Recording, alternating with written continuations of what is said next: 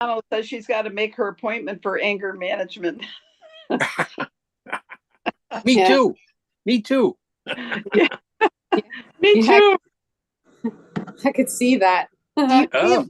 Do you give group rates, Lynette? I don't do this anymore. Yeah, I have no idea what Zoom decided to do. I quit out all the way out that time. I don't know. Oh boy. That was a really hard one. No doubt about it. Trees. My goodness. Yeah. That was I scrubbed mine out.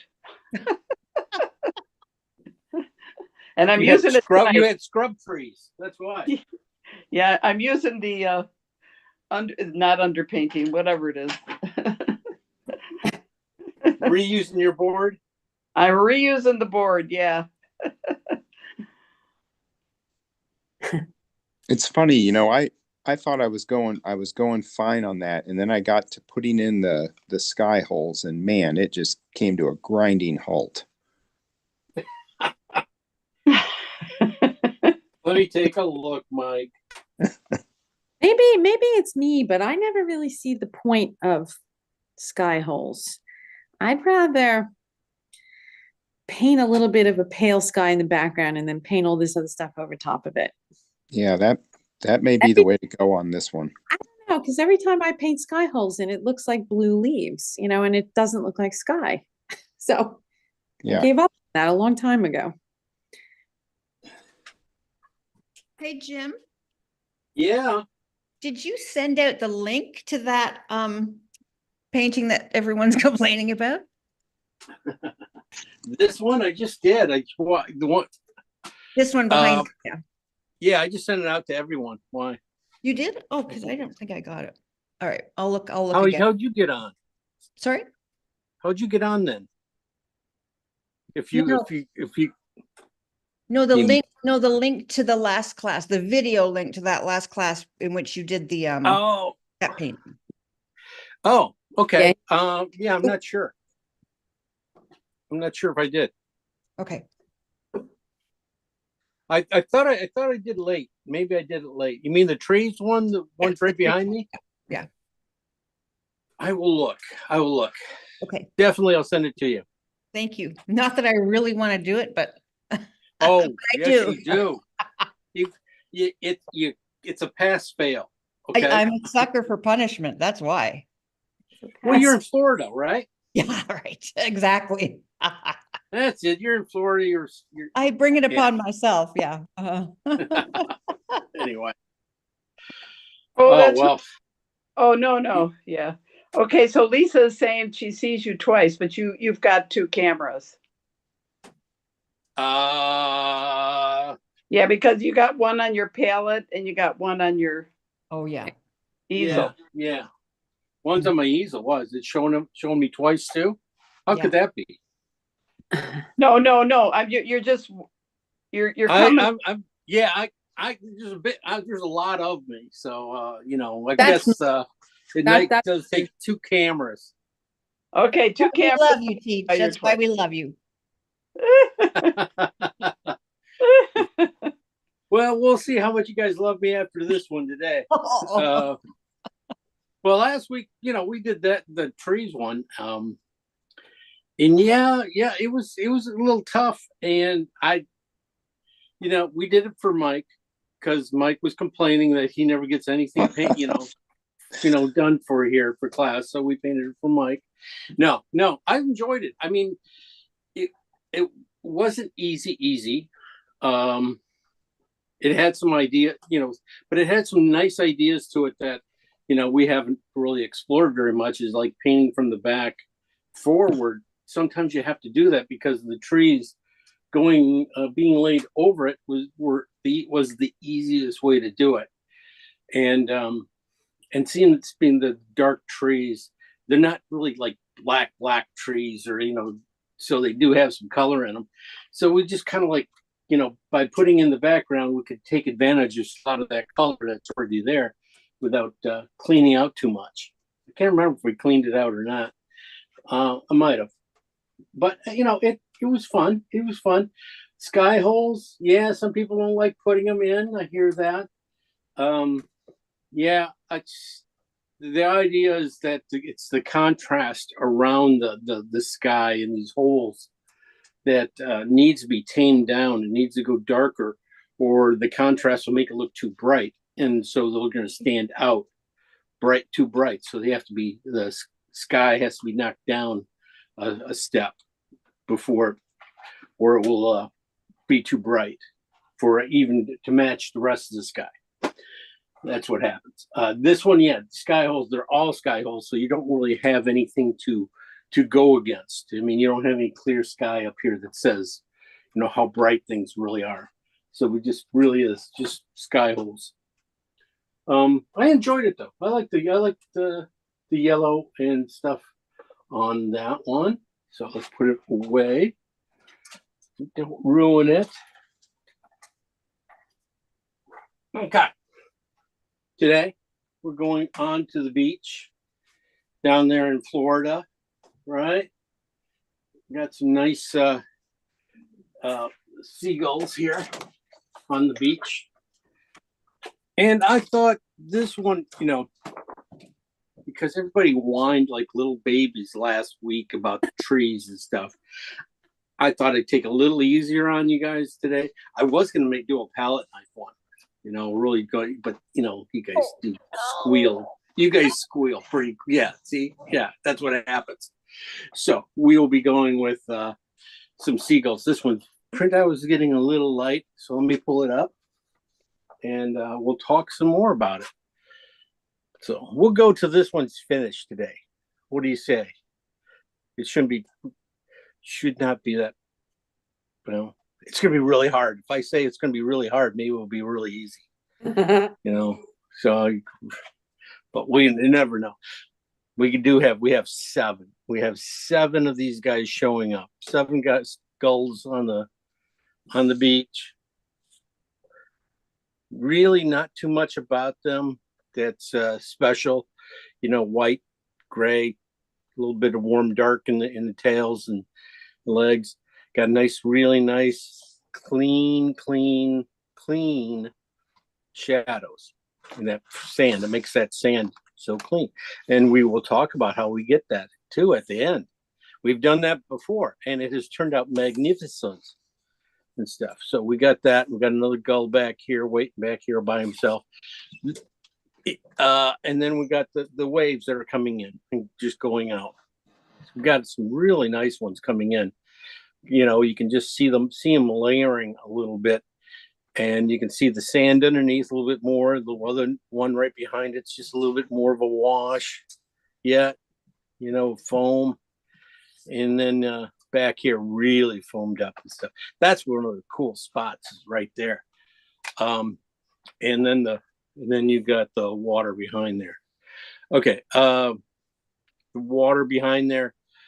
One thing about this painting is the layering of color, and that is the pretty consistent throughout this painting. Is there's going to be dark to light. We're going to paint everything underneath, and then you put the lights on top. Very simple, even work. So in the back here in the blues, it's just what? Blue, phthalo green, a little bit more white, maybe a little bit of purple in there. Purple would be phthalo green and alizarin maybe mix together with some white for the sec top layering. So about 3 layers of color.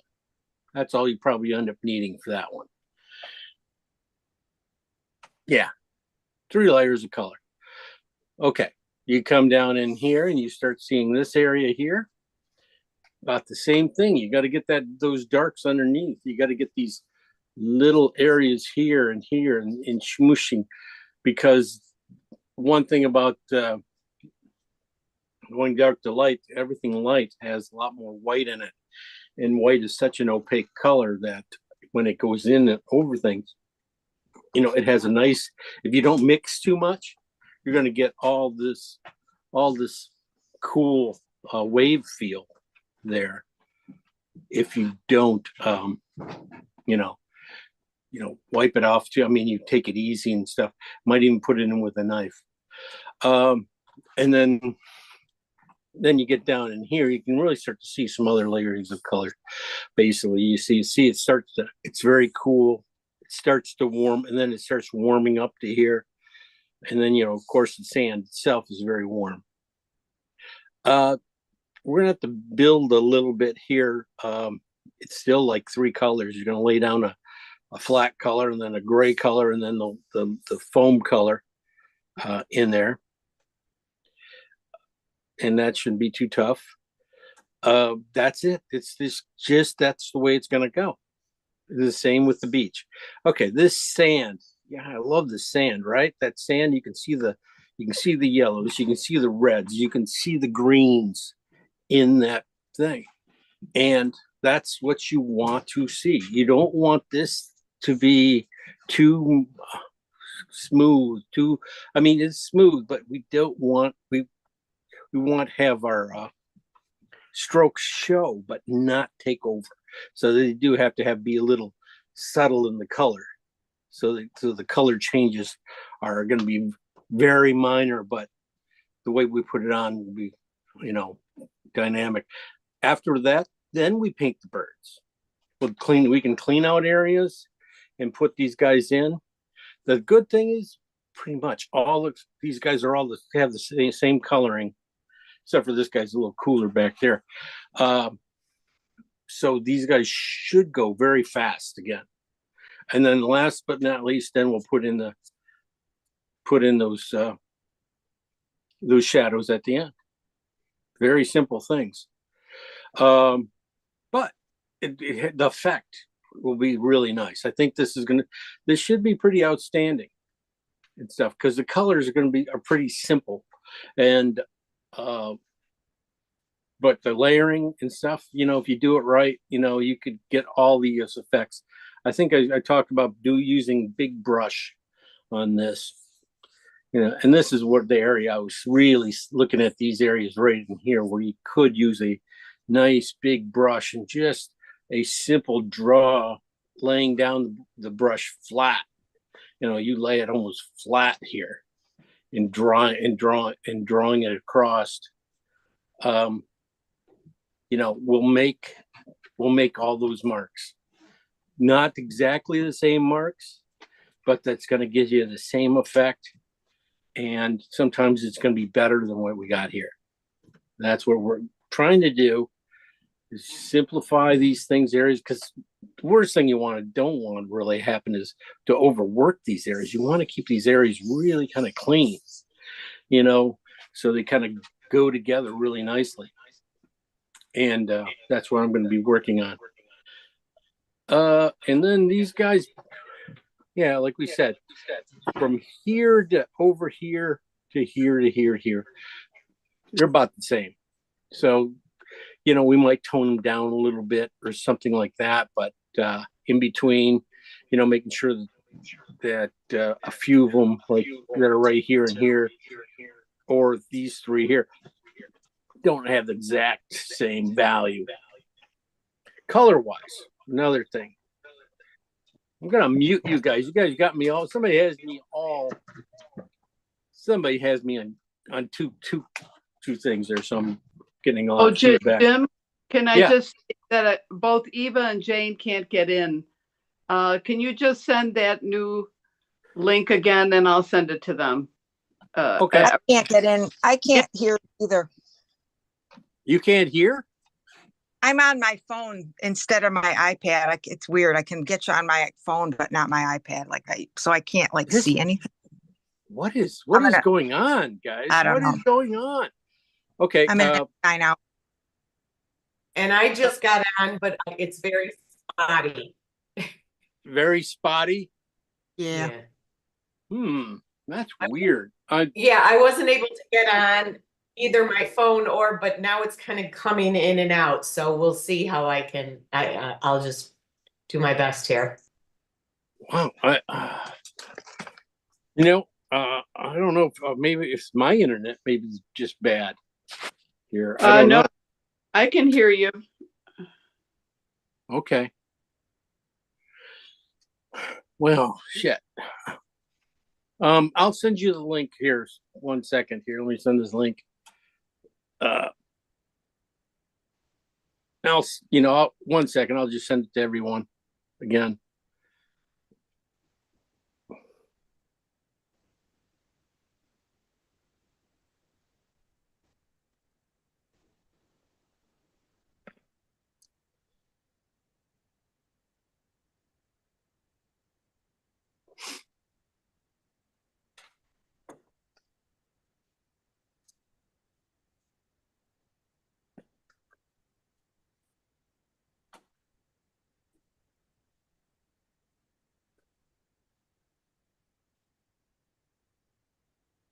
Okay. Sorry. All right, back to this. Yeah, I was talking about these guys, and I'm not even sure what I said, but no, I was talking about the brightness and stuff, making sure that these guys are all the same, exactly the same values right next to each other. So, you can, and one of the things also about the color in this photo and stuff, I want you to look at these whites back in here and stuff. Look at those guys. If you stare at them long enough, the white's going to change for you and tell you what color it really is instead of how high key it is. You'll start to see the color pop through it. Okay, so what color is that? What color are these highlights back I'm in seeing yellow. Yeah, I see yellow. Okay, who's going to tell me the right answer then? Blues Yellow. and purple. Blues and purple. I don't know. Pink. There you go. I see pink. Well, we tried them all. Oh, yeah, there's only one more color. You guys could have went with green. I see It's green. pink. It's a pink white. Go get your eyes fixed. Back in here, yeah, you can see the blues and the yellows are back in here. Yeah, there'll probably be some more yellows and stuff. That would probably even work in here too. But basically back there, I'll be going with like a pink and stuff. That's the weird thing is about if you put a pink next to a blue, sometimes you're going to get a yellow feel to it. It's kind of the warmth of that high keyness. You get a different color. So that's the thing to look at too, especially when we start doing these guys. These guys could be a lot bluer and cooled off, and then hit with a little bit of warmth in them. Especially these guys who are really close to the sand, they're going to probably reflect a little bit more of that sand in their color than the other guys, but not by much, really. Gosh, anything else to bore you guys with? Okay, you guys all watched the Super Bowl yesterday. Yeah, I really like it. I really you really follow back into the painting. It does take you back there. This wave, that's the thing too. You got good point there on that. Is making sure that some of these lines here that are in here, even in this stuff, you getting those to kind of help you to drive the viewer back farther will be really helpful. And that's why I was saying about this color not being yellow and stuff. You guys were right. It should be a really high key and it should be a warm and stuff. But if you make it that color, it's going to be too bright back there, and it's going to pull. It's going to shoot past. You're going to shoot past these guys too quick. So if you make it you can see the pink in there. It'll cool it off just a hair. It's probably I'll say alizarin. I'll go with alizarin, but I'll probably be wrong. It'll probably end up being a warm white, warm red. But that's what I was thinking back there, because you can see this is very cool done in here. This is cool, very cool colors, cool colors. So, and I think these two guys could be built off of probably cad red and phthalo green with white. This is going to have more red in it. This is going to have more green in it. That's how simple just the layering of colors can go right next to each other. Just flopping the amounts of red to green mix. Having the red will come forward and stuff. Even back there. I mean, yeah, we're talking about red coming forward, but yellow comes forward faster. So that's the thing. Okay. Let's get busy. We spent half the time trying to get on Zoom. Let's take advantage of it. So I hope you guys are all here. I'm looking to see if I need to let anybody in, but I can't. Doesn't say it. So let me see over here if there's another. I usually have no trouble. I never have to let anybody in. So let's flip over to the other. There we go. Replace spotlight. There we go. Yeah, Eva's having a hard time. Well, you know, it's Eva at least. She'll paint it later. Lisa got in. No, Lisa, I can't see Lisa anything. got it. Anne Marie's can't- here. I can't see anything. I'm just on my phone, so this is not going to go well. You can't. Wow, what the heck? Okay, I can't. It can't all be me. Don't Can't be worry. all my internet. No. I'm just saying. I think it's something with Zoom. Bastards! They did something to us. Color wise. Same old palette. Nothing really changed here. We got titanium white, CAD yellow light, CAD red light. Ooh, you know, I'm gonna have to replace that. Definitely, I don't have any CAD red. I'm gonna grab that. Phthalo or CAD orange. I do have some yellow ochre out. This is again Terra Rosa instead of Venetian or oxide red. So Terra Rosa today. Alizarin Crimson or Rose Madder Deep. Cobalt Blue Hue by Utrecht. This is Phthalo Green, Blue Green. And that is just some King's Blue out. Jim, you said rose madder instead of what? Because I have rose madder. Okay, you got Rose Madder Deep, that's fine. No, Okay. kid, instead of Alizarin Crimson. Oh, okay. So here, 1 second.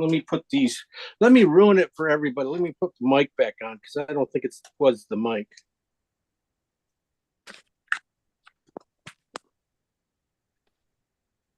Can you guys still hear me? Yes, I can. Okay. Mic's either not working or it's working. I don't know. Let me grab some CAD red. I gotta grab some CAD red out of my bag here. At least that's an easy one to pick out, you know? Okay. The regular kit we have here, big brushes, big ideas, got the synthetics, we got some bristles, paint eraser if we need it. Never know. It might be, it's always good to put in the dots or more seagulls in the backgrounds. It helps create a lot of depth. Okay. Those guys over here for now. All right, I'm pulling out this guy.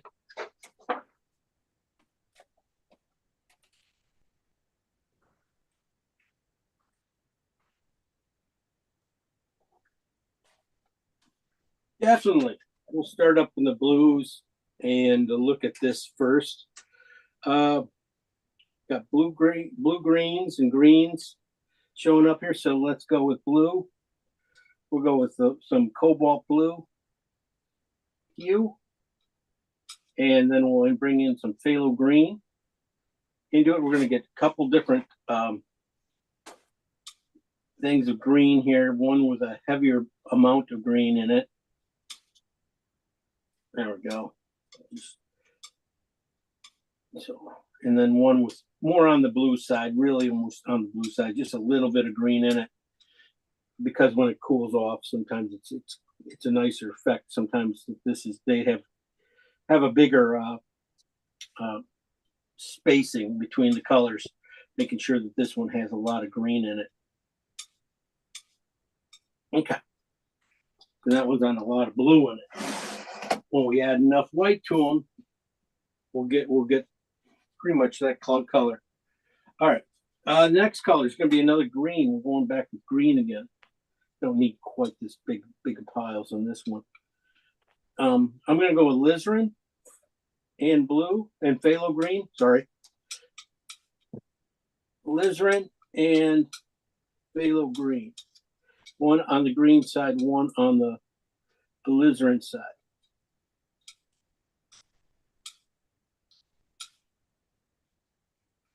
These guys might be, you can see if I put this up here, you can see that's really close to the right value, but it is cool. It's on the red side. If I clean my brush and I put it down here, you can tell, you can't even tell the difference. So it's phthalo, this is on these guys, these shadows are on the green side of, so this is color here. Save, make sure you have some save, phthalo green and alizarin or rose madder deep. That will end up being a lot of your shadow colors in these, just for these two. This guy's probably going to be a little lighter, but you can definitely use it for these guys. Okay, we need a couple more colors here. These guys are going to do really well, but I need a couple warm ones. I need a phthalo green and Terra Rosa together. I think I do. We'll see. I think I need it. I'm going to do it. You know, because I got this class, it goes for 2.5 hours. I gotta eat up time here. So we're gonna mix up a lot of colors that we're not gonna use. So this is Terra Rosa and phthalo green. This one I'm using just a little more phthalo green in. Definitely that we could start to use for this back shadow too. This one's gonna be on the red side right here, and that one's there. Okay, the sand. So that's really these colors right here. This one's really, I really got to bring the green up into it. Sorry. That green's not really showing as much as it should right here. Won't cool off enough. Anyway, as soon as you put white in, green jumps out of here. But, okay, the sand. And there are two versions of it. Phthalo green, again, we're going to start, you can see all the green in it, right? One's going to be on the red cad orange side. See this? Going to get there. As soon as you put a little white in it, it's going to settle down and be right there. So this is cad orange side. This one, I'm going to do a different version. I'm going to do cad red. So I'm only making 2 of these guys. These are the sand colors. I need a wet, kind of looking wet sand. And I can find that usually with this. So as long as I get these guys the right value down in here, they'll be fine. The birds themselves, they're going to be pretty much everything in here mixed in. Be a lot of blues, going to be a lot of things. We're going to have to make a alizarin one and do these guys back in here too. But those are all your high key things. So let's split these piles up.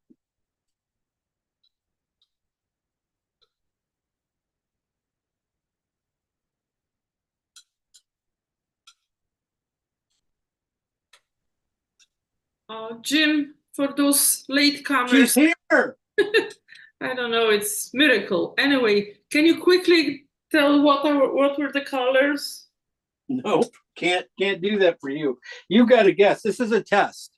Okay. I'll ask you. I will ask you. You tell me what colors. What colors are these? 2. Well, that must be your blue and your green. With Ta-da! See, it works. Oh yeah, you're right. I'll leave you alone. Okay, the next one. Yeah, this is on the really heavy blue side. This is on just has a little more, has some real green in it. Over here we have alizarin, the cool red and greens. Here, these 2. This is on the red side. This is on the green side. Over here we did again phthalo green, but this is using oxide red, or I have Terra Rosa out today. Red side, green side. And then these last two are just a little bit of phthalo green and cad orange, and a little bit of phthalo green and cad red. Both these two colors, when they just get a little bit more white into them, they're going to be all the sand. They're going to be gorgeous in the sand. This photo is very light too. So everything's going to go a little bit darker. I'm going to be, these colors here are almost closer to what's the sand color is if you guys are looking at your monitors and stuff or have a better printout.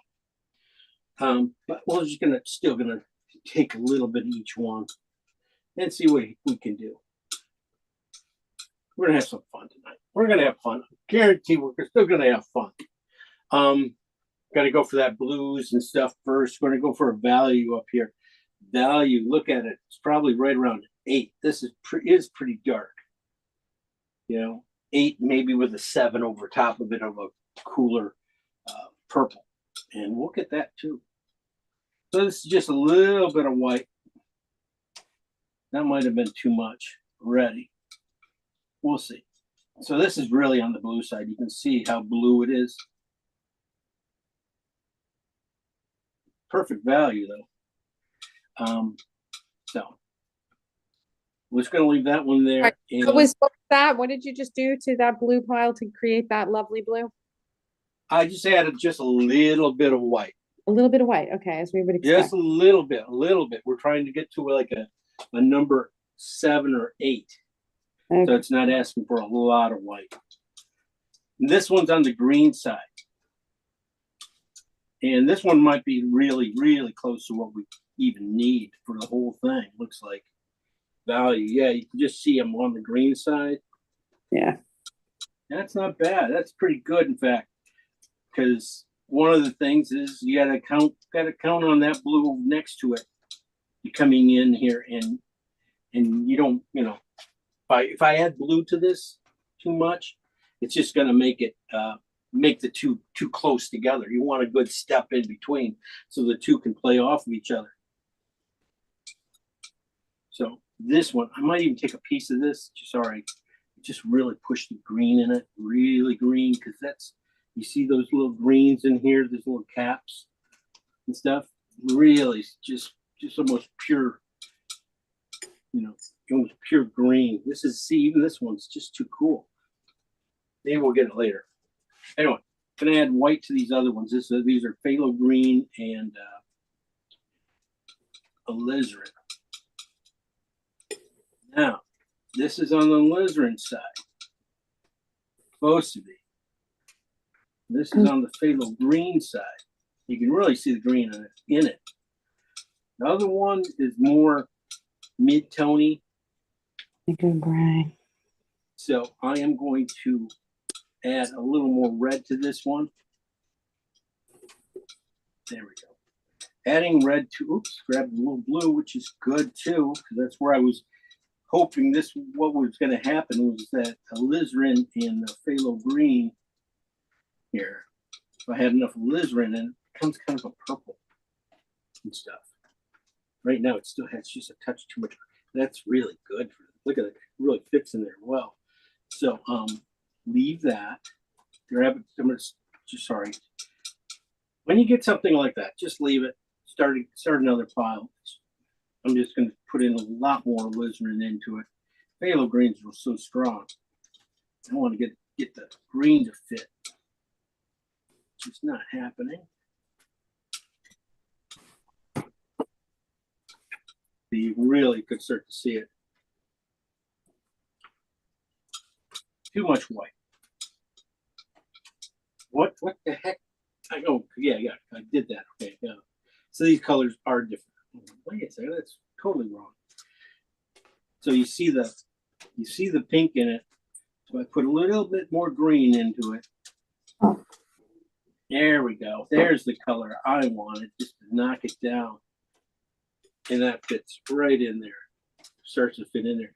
I wasn't sure underneath what color I was going to put, if I was going to go to one of these next ones, because some of these next ones have a nice, can cool off when you add white to them. These are, yeah, phthalo green and Terra Rosa. Oh, look at that gray. You know, this is where I was thinking it was going to go. It's really close. So, as long as I get these colors in the same value, you know, you can go cross board and stuff. You can, there are going to be even a shape, you know. Oh, so 1 second, let me finish mixing this color. So that's a little green for anything in here, really. Just a little green, use it gray up a little bit. Hey.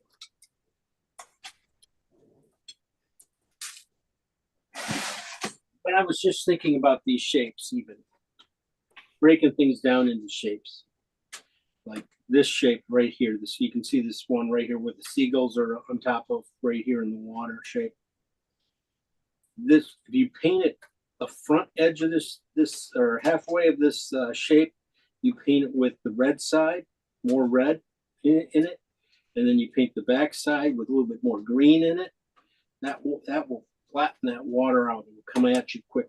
It will flatten it out. You won't have any, you know, problems with that at all.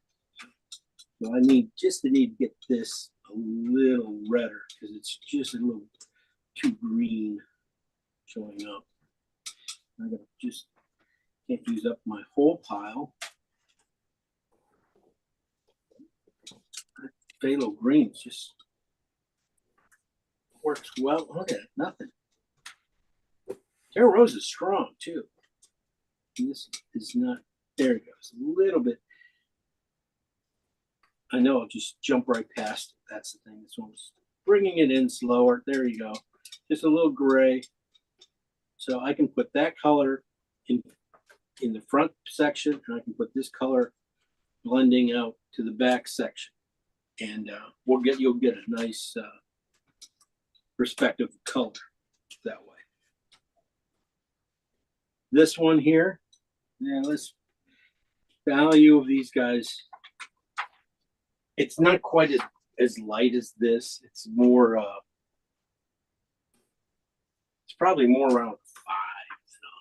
This is like 4. So it's. Jim, again, what were those colors?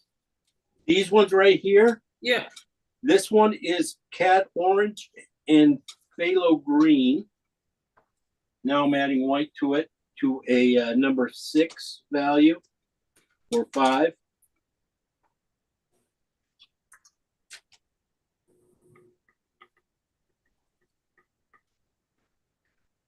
Right about a 6 right now. Okay, I'm going to leave that there, and then I'm going to make this other one that's on the red side. This is a phthalo green and cad red, and I'm going to take that. I'm going to leave a little bit of it because that's going to be some nice areas for wet water. You know, right at the edge here. That can be that color. That color also is going to be working its way into these waves here a little bit. So I want to just get, this is really, really good. This was really good. Just got to lighten up just a hair more. Okay. Since we got a lot of sand, and that's the, you know, you can get away with a lot of the water and stuff, the mixes and stuff. We still got to add a lot of white to get to these guys. But these sand ones would need to be pretty close together. But we need a few other extra colors in each one. I want to have at least 1 or 2 colors here of just enough to get a couple brush strokes out of color into each one, out of each one of these guys. And then we got our main pile, and then just have, I'm splitting each one of these guys into 2 other ones. I want to get a red one. I definitely want some red in it. I might put alizarin in this one. Alizarin in this one because I want a kind of cool red. and something different. Because I got a warm red already in this one, so I'm just, you know. That's say, the you know, orange one. That's the orange one you're adding alizarin to, is that right? Yeah, just a little bit of alizarin too. You see this? Just a little bit.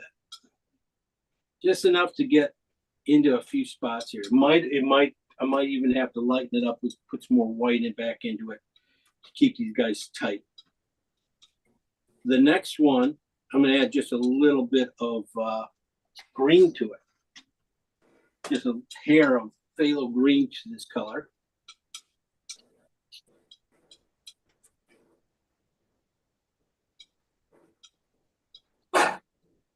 That's really nice. That you can definitely see in here. You can definitely be in here in places.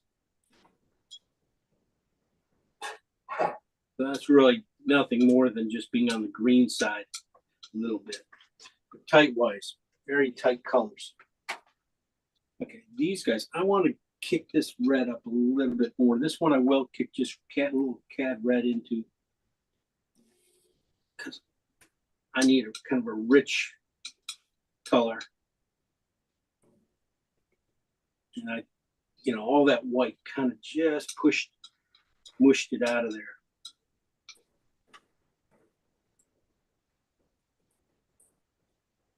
There we go. Never know. I just feel like that's what I want. I got to go with these guys. And then the last one, this one might have to be lightened up yet too. There we go. So it really looks different than that one up there. I'm going to add just a little bit of King's Blue to this last one. If you have King's Blue or white, just blue and white will do it too. But King's Blue is such a weak color, it's just going to gray it out. It's not going to do anything major here to it. It's just going to give me a dead color here, which could be, you know, end up being right here at the bottom of the painting and right in this section. Just a little grayed out. So, of course, just have, you know, I made enough for like a brush or two. I don't need too much. I mean, if you put them on right, like you mean it, we'll be good. All right. The last thing to do on this thing is to build the lights, build the foam, and build the foam and build the birds. They all should come out of these colors. We shouldn't need too much more, right? So just take little pieces of these guys and bring them all down. You know, just make sure you have a little bit of everything for yourself to play with. Just have, you know, have some fun with these colors because you got a lot of water here. And sometimes just having some extra colors to throw in there can really be, you know, pop these things. Like I said, I don't know how many times I even happened to have it happen this weekend where I was going, I think it's this color, and then I'm get painting and I go, it's really not this color, it's this color over here. It's a little cooler than what I was thinking it was. So that doesn't happen very often, but it did. So I'm going to pop these guys up to like number 2s with white. And then I'll look and I'll look for a few special colors of alizarin and white and blue. I got blue and white. Purple should be fine. I shouldn't need any too many more colors here. So these guys, yeah, just enough white to pop them up to about a 2.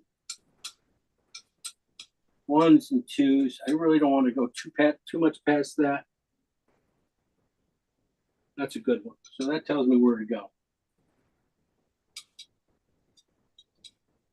This is going to be fun green. This is going to be these would be nice to be able to throw back in here as little spots because those things just, that's how you get the sparkle in your paintings, is when you start putting colors against each other, special colors. When you put cools and warms against each other, because these are the cool colors right here. These guys are the colors that sit in the back of the class and make snide remarks. And these are the hot colors which sit up front. And no one got that joke, but okay, I tried. So We're all muted. I mute you. I mute you all. Yeah, you guys are smart. I'd be muted too. I should be muted myself. But thanks for, holding out and with me and stuff. I'll figure this out. I'll check with what's the problem. Maybe there's I don't know what I did. Is Sharon here? If Sharon's here, we'll blame Sharon. We can blame Sharon. There you go. That's good. Nice. I muted you all. Oops, this one's going to be a really nice psychedelic color because it got a little bit of white with had a little bit of everything in it. But we're going to leave that there because I'm not sure what color that's going to end up being. It was supposed to be this phthalo green, which isn't too bad. Pretty close. All right. Last colors. We just put out the white instead of polluting everything here. So this one came from this orange, or no. Yeah, these came from these piles here, these phthalo oranges. This one has a little bit of alizarin in it. This one has a little green into it. And white. Pretty hot colors. But, mostly for the pigeon.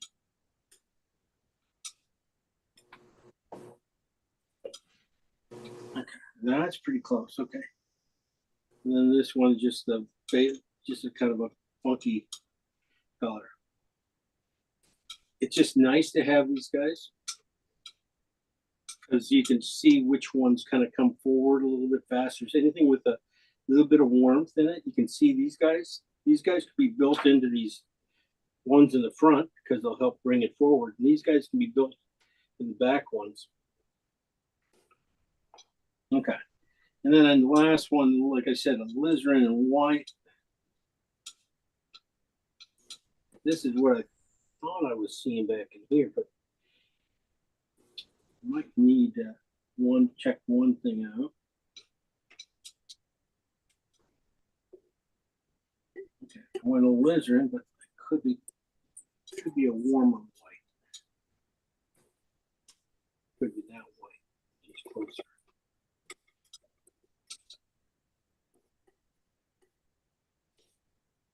And a little highest keys I could get, but that is also burned down a little bit. Yeah, that's really close. So it's one of those two. A lot of times you can't really get the right color till you have the other colors around it painted in to know which one's going to really work right for you. So right now, any of these colors right here going to work back in here. So that's the cool thing. Any of these colors, you don't have to have this perfect. We're just going to go for perfect. But we have the colors to make it do anything we want. All right.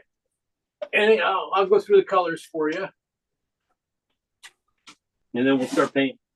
The first two colors up here are cobalt blue hue with phthalo green in it. This one has just a little bit of phthalo green in it. Not much. This one has a lot more phthalo green in it. Bringing them down with white. Then I add a little bit more phthalo green into this one. So I was hoping to get this green that's in the water out of it. And it's close. It's closer to this, it's closer than almost pure phthalo green, just a little bit of color in it. That's almost closer to what I need. Phthalo green and alizarin together here makes a nice cool grays, blue grays. Bringing that down with white to probably, I think, around 7s. Then I just took a piece of it and added a little bit more alizarin to it because I needed the cooler purple. And this turned a little bit too purple, so I came back and mixed these two together a little bit. Over here we have phthalo green and terra rosa together, or you can use your Venetian here. Coming down, you can see you get this nice little mud color.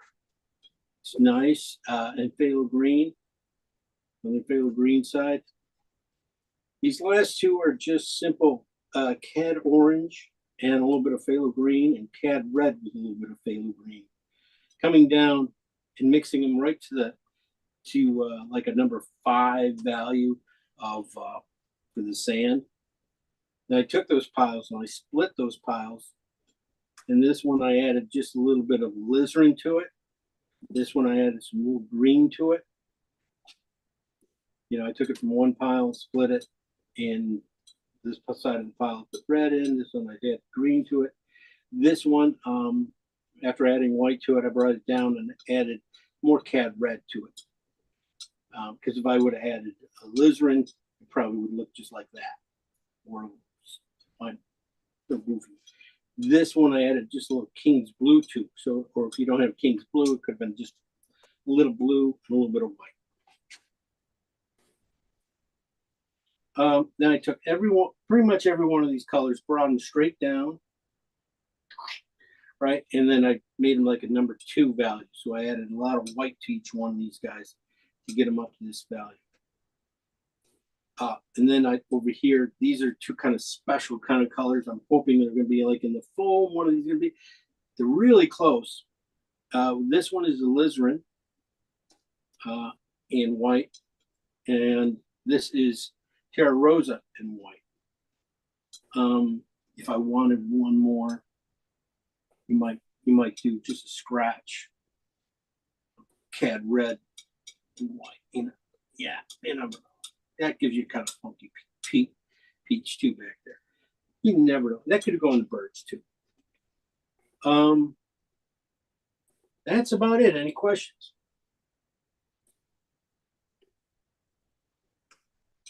God, you guys are good. I'm gonna use my safflower oil here.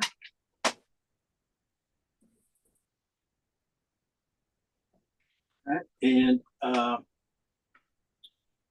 turn my stuff back on, and then I'll kick back around.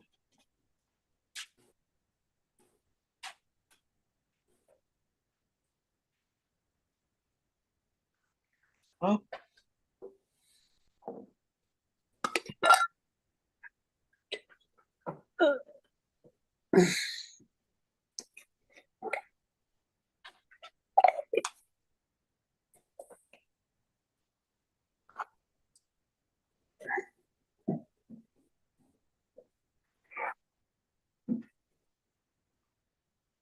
Okay, I'll bring you guys in. Oh, shut this off. Go back to coming down.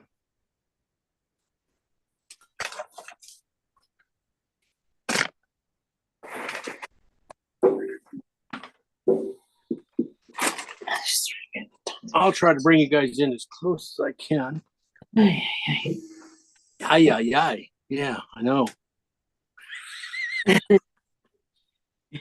I'm falling off my chair. It's an exciting. This is an exciting class that has happened so many times. I must say. Anyway, let's see what's a good color to tone this one with. Anybody?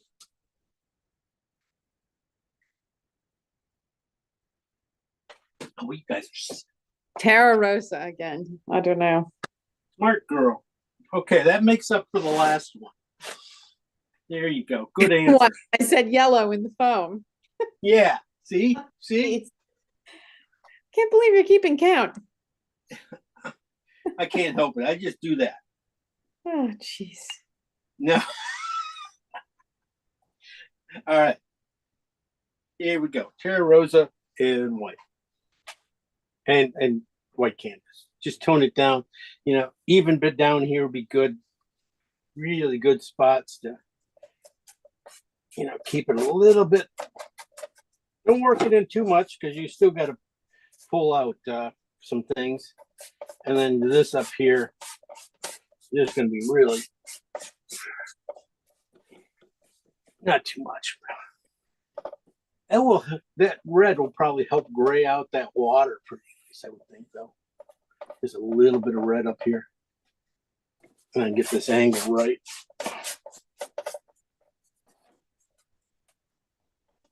We're in my streak here I made.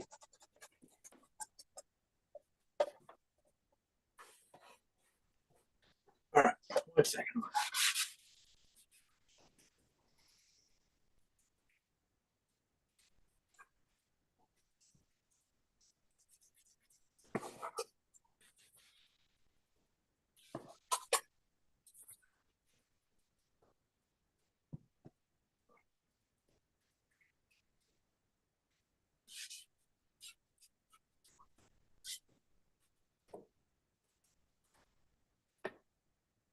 There we go. Nice. A little lighter. Okay. One of the things, don't even worry about the seagulls. Get your placement of water. Going in here.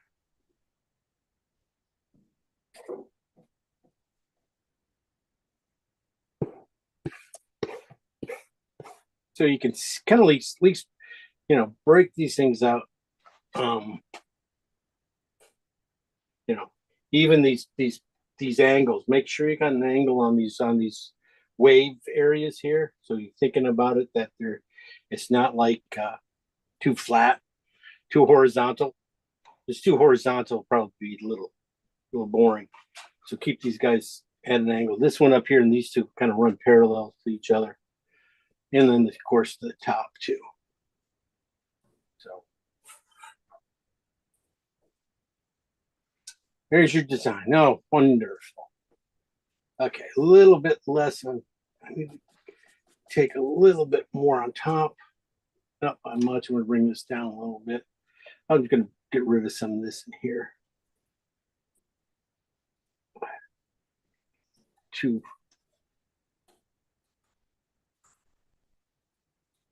Okay, so I'll bring it down. Make it down a little bit more. There we go. Okay.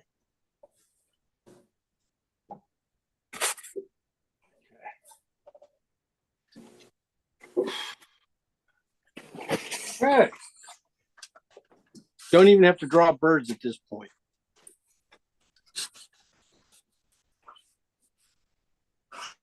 Okay.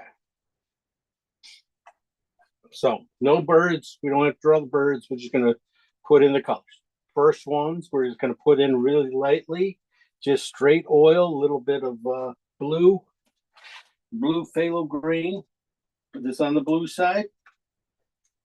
So just a little bit of oil, straight, no white.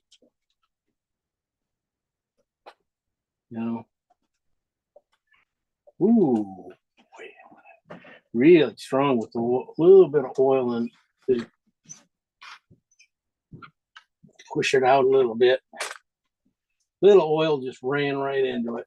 Really pulled. Okay. Here we go. I don't really have any other, right now there's really no other places for it. So we're just going to go right to the next color. Doesn't really need to be anywhere. This is, again, just the same color with just a little green in it.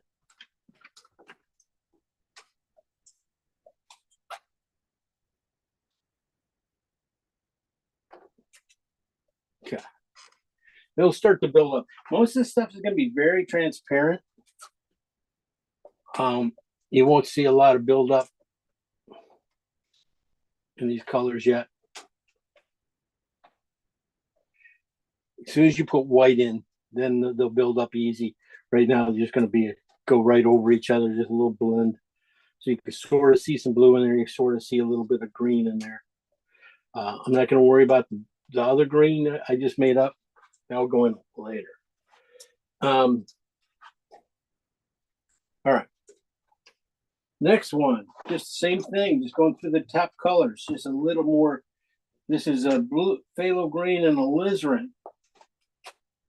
And, you know, lightly, can I just say that? I'm lightly putting this on here.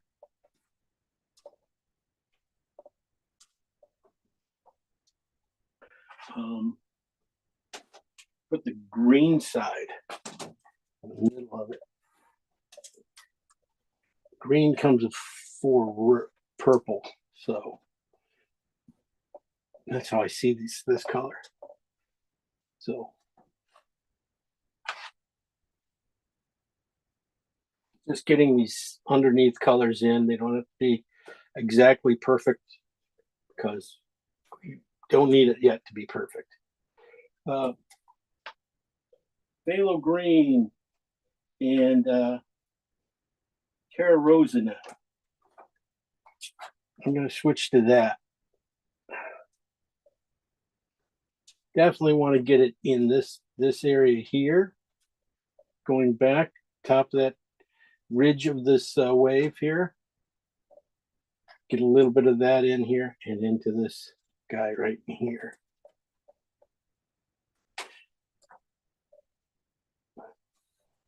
And I'm just going to come forward with this color a little bit. Now just thin it out. It's just going to be really thin.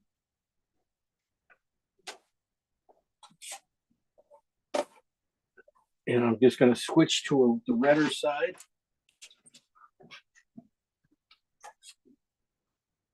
The Terra Rosa side as I get right in here, in the middle of that shape.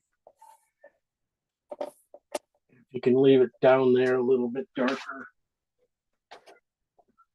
You know, just one spot here. You know, just fill this area in. Get it. As you can see, it's starting to take shape really quickly. We haven't even gotten any extra colors in here. We didn't have to do hardly anything yet. All right. Gonna redo the same thing again as I got a little closer. And basically it's just the contrast of the color. So this one is again phthalo green and oxide red or Terra Rosa.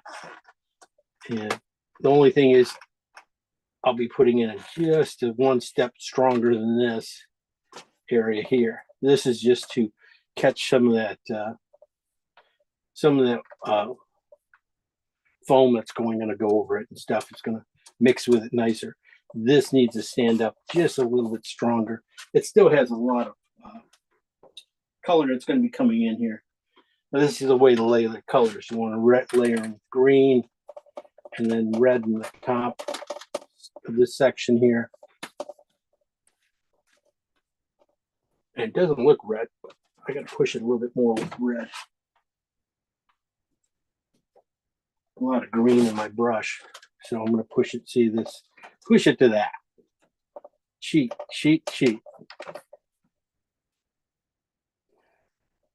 I'm going to also make sure, you know, it should be fine. I mean, thinking about the edges and stuff a little bit, should be fine. Okay.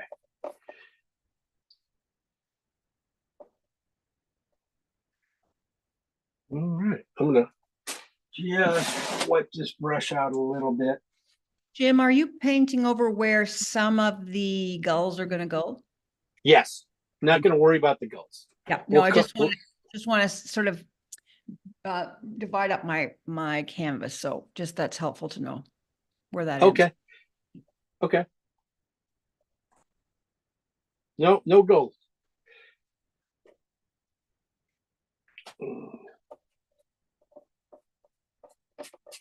All right, just toning the canvas a little bit with some colors. Basically, we'll get everything in really quickly. Now I'm just going to go in with a little bit of my yellows. I might as well put some of these brighter yellows in. These are going to be a little bit brighter. They're going to phthalo green and orange, cad orange. This mix, bright mix. We're gonna put that in the middle, the bottom, to the bottom of this painting. We're gonna go in really strong.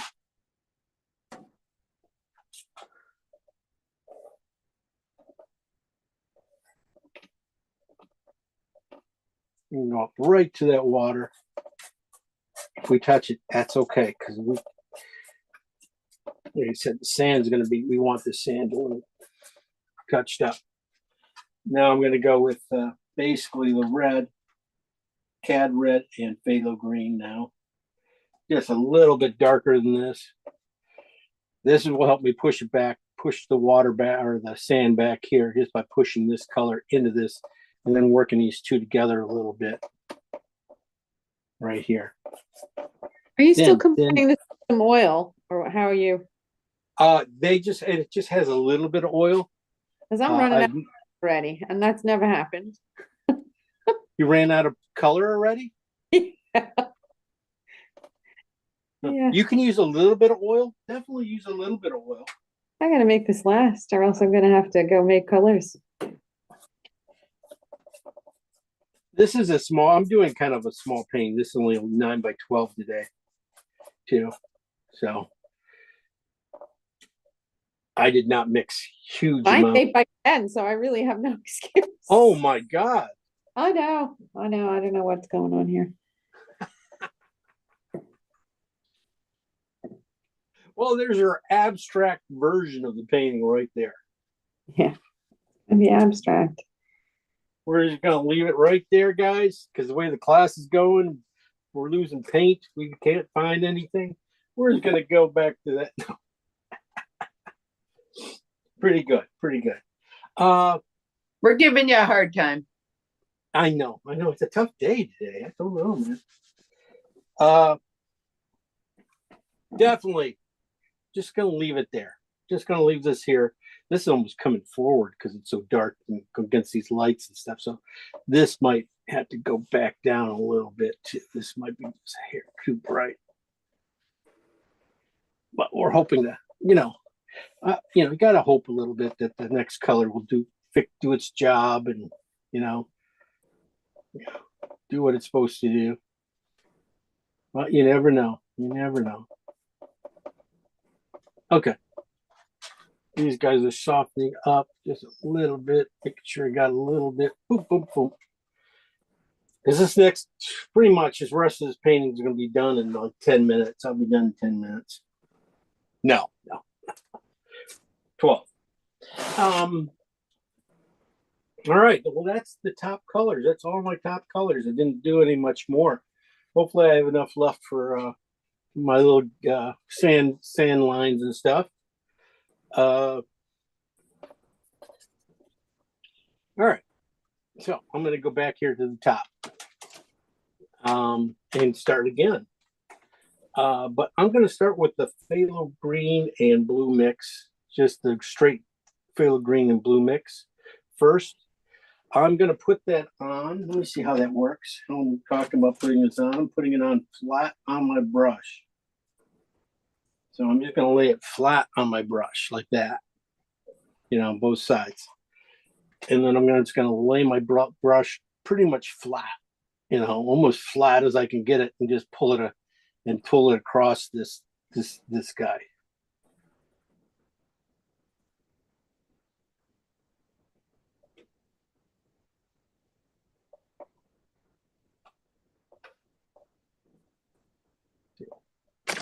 I probably want just a hair thin on the dark colors back there. I think I did. That's just gonna cause me more work. Anyway, so that's what I was gonna do with that guy. The next one, I'm gonna go with my blue with white. Now I'll go with my blue with white on top of it because of that's what I want to do. And I'm just gonna hit a few spots. I'm not gonna do that. I'm gonna kind of do the same thing, but I'm gonna probably add just a hair more white. This color. Not jumping out enough. Could have been King's Blue. I could have just put King's Blue in. Probably been fine. Yeah, it just needs to have a separation. So, and I'm just going to drag it across here a little bit, look for the waves, look for this kind of stuff. The first one went straight across. This one's going to have a little more, play in the arcs of it with the lighter blue white. Yeah, that's much better.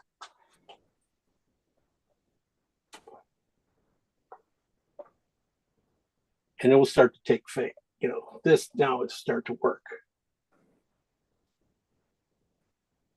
Okay. And then the last part of this thing would be putting in the more phthalo green marks into this area and stuff. Trying to see if I can leave a little bit. I'm going to run dark blue again over top of it because of same way I was putting on the other one. I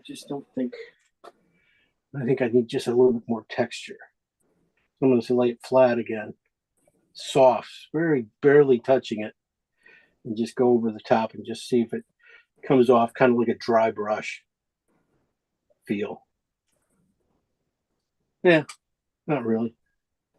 Anyway. It's better. No, wonderful.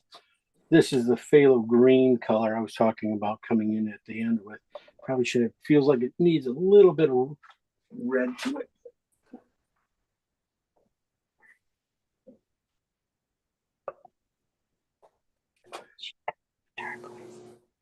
Right in there. Just in this one area, right in there and close. And I'll just look at, see if I can find some undulations going down here of with the worm is on top, and then back into here a little bit. Just a few marks. That this is phthalo green, and I just took a little bit of cad red. Just a little bit of that cad red and phthalo green mix that we used up there. Put that in here just to warm it up a hair. And I'm just going to be using that for just a few of these marks on the top here to make the water. I'll probably have to come back in and put in just a little bit more lightness at the end. But a lot of times that might even happen with the, taking away the paint too. So that's why I found Saturday happened really nicely when I pulled off the paint. It really basically added white to the color I had. It worked out really pretty good. I'm gonna tone this down, making sure I, have a little bit of undulation here, a little bend into this this wave here, so it doesn't doesn't run too straight. We want it ups and downs. So even enhancing those and popping those, a couple of these guys up a little bit,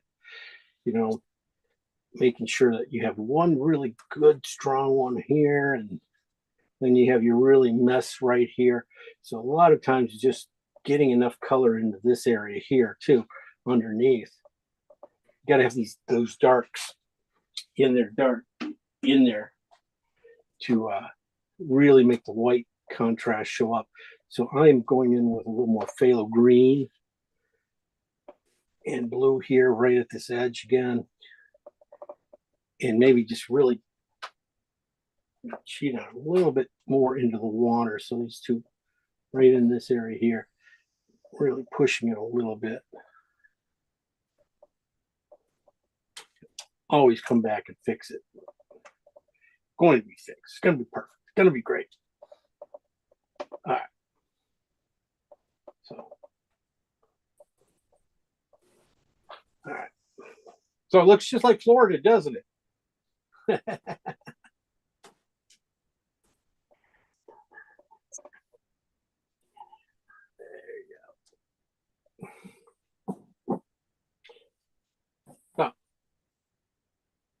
Yeah, got to lighten this up back here too.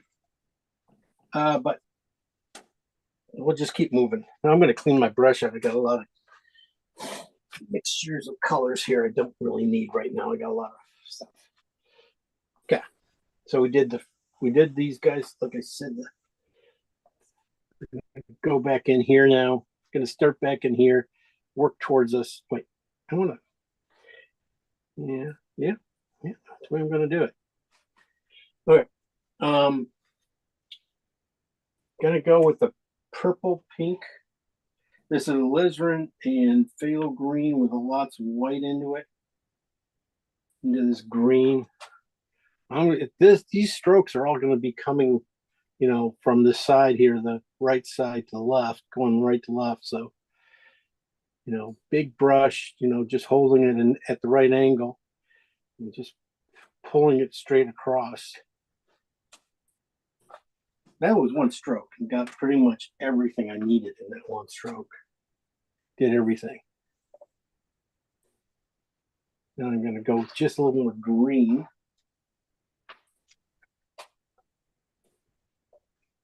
In this part of the wave. Gonna have to go one more step lighter stuff here too. So this is the base guts of it.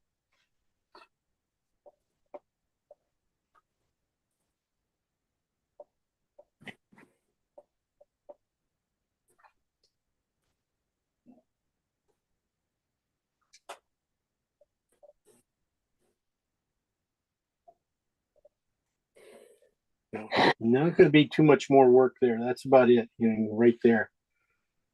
Come over to the other side. Basically, I'm just going to be twisting my brush and pulling it off here.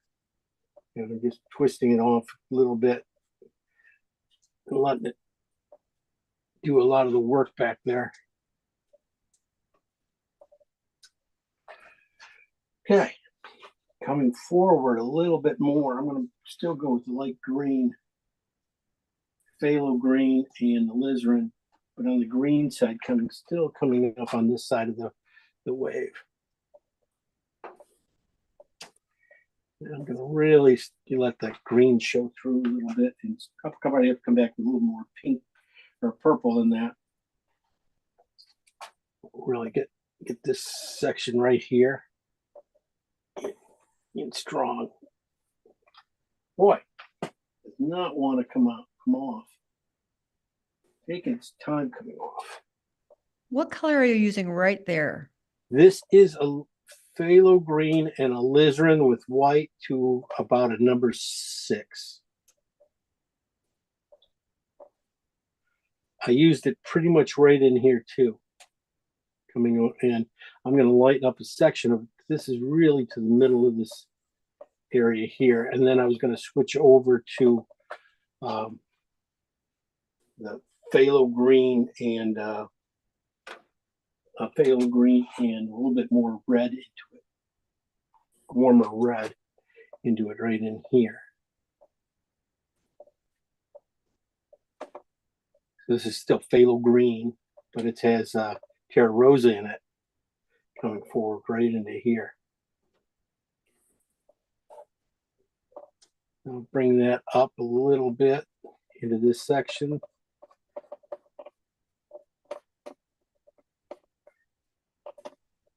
Gets a little stronger, a little deeper.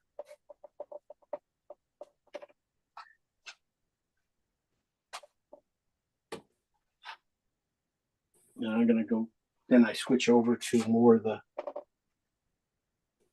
this is the Terra Rosa side of the green. They're right in here.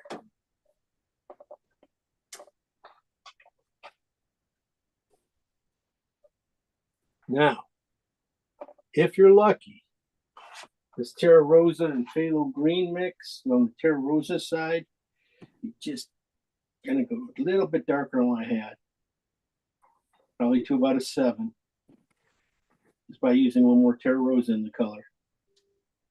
I'm thinking that's gonna get me a little bit of these marks here. I'm too soon.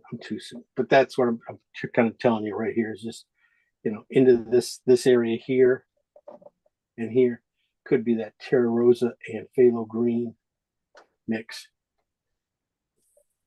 on top. That's what's going to happen. But like I said, all those marks wasted because I still got to go one whole step lighter before any of that stuff goes in. Any of this stuff goes in. It doesn't have to be. But that's where I was thinking about where it's going. This line here is just running too flat. Needs to go up. Darken that.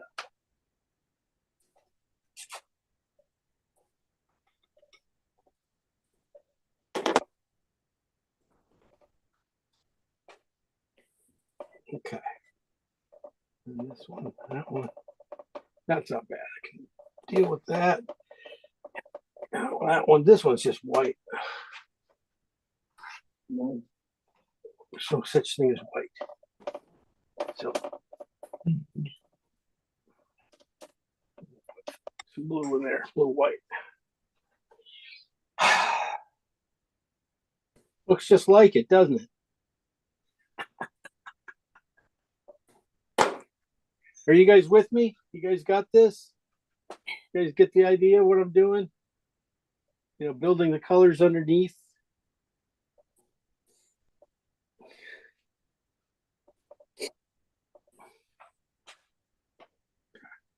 Yeah, I don't have to touch the sand yet. The sand is not going to do me any good. Touch it yet. I'd rather, since my brush is in these colors here, just dive down to these number 2's values. After I do, I'm going to make sure I got a few more look in here a little bit. Get a few of these purples in here. Sometimes I don't want to, as soon as I know I go into that color, those colors, I'll find out I don't need to go as bright as I was thinking I was. It would have been better to get some of these cooler. This is alizarin and phthalo green with white in it. It is pretty high key. This is way up here, is probably 4 even.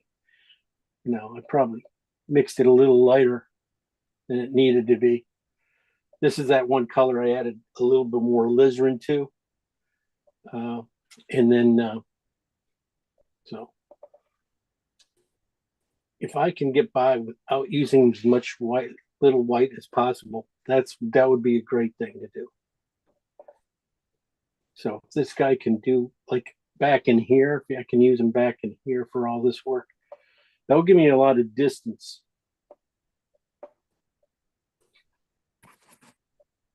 For anything back in here, if I don't have to go too bright back there. And the darker I make it, can keep it. When I do put the highlights in there, better chance for those guys to jump. You know, really have some life to them. So even in this stuff, this is where, oh, look at that.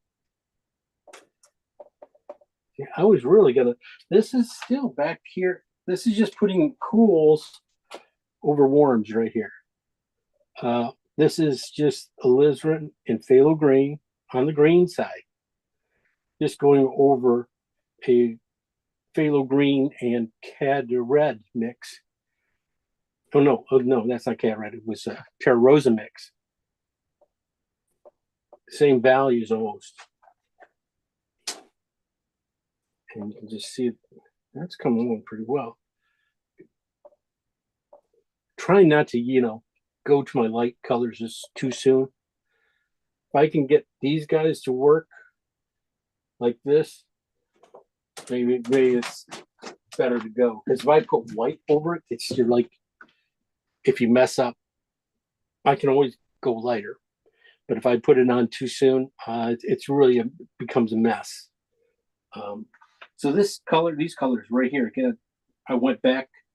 These are phthalo green and alizarin. And this is alizarin and phthalo green on the alizarin side. Just dragging it slightly over this area here. And I'll just push it back in. And just flip my brush a little bit. And lighten it little by little. Trying not to do too much. I really want to leave the let this other color come through.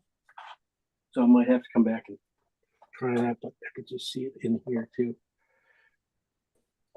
So wow. You know, I'm always surprised when I play with color. What's really going to happen?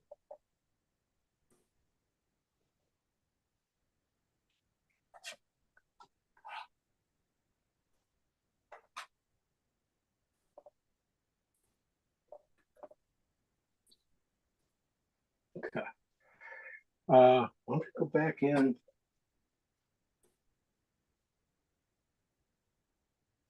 A little heavier paint than try this a little heavier down in here.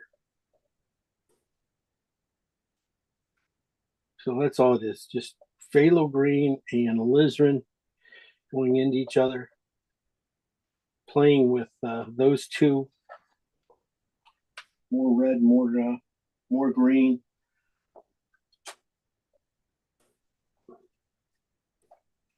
I'm just going to bring in just a little bit of warm green, which would be the red, the oxide red and green mix. And I'm going to put that more at the top of these shapes right there. I could go more red. I could go definitely more red. I'm going to say red, but it's really almost a gray.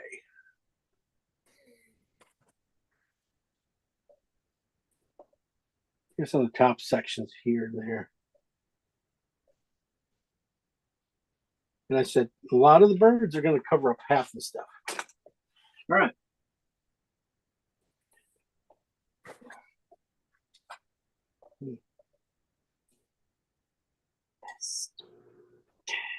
And this stuff, this is just, again, I keep saying that again, but it's just phthalo green. This is Terra Rosa mix into these cracks, or call them cracks, but they're, you know, into the waves here, where they two hit and bring down, trying to keep, you know, and use this dark. This is just Terra Rosa, just a little bit of phthalo green, and just a little bit of white.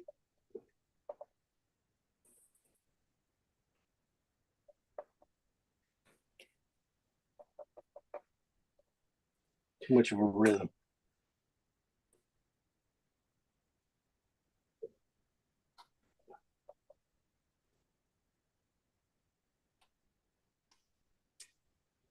A few of these things.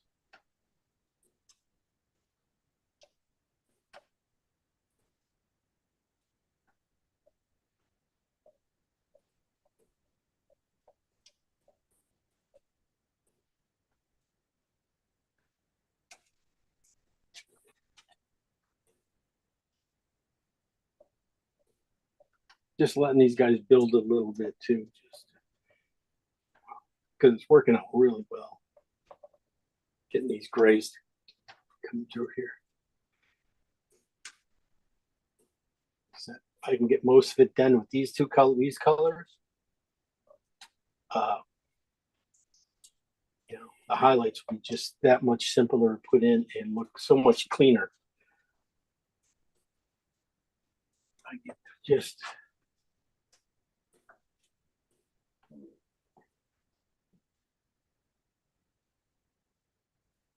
I'm probably end up putting in all these guys back in anyway. So I'm just going to move on really quick.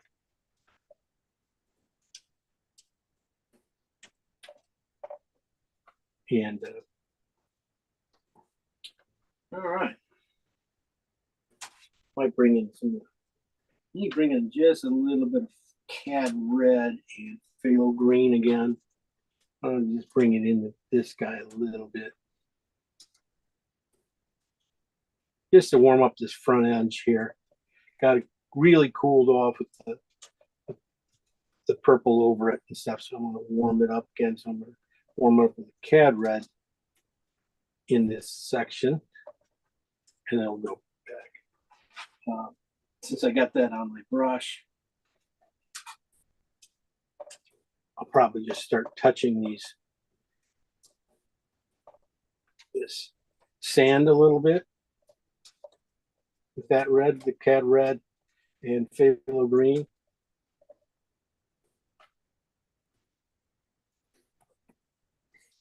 And at least the one thing I know about this, what's going to happen and stuff, that this foam and stuff is going to be just basically phthalo green and alizarin and white. They're just gonna, that's only colors that need to probably go in left in here. I'm going to keep that dark in there. All right, I'm going to switch to a bit smaller synthetic because of I want to leave some marks and stuff.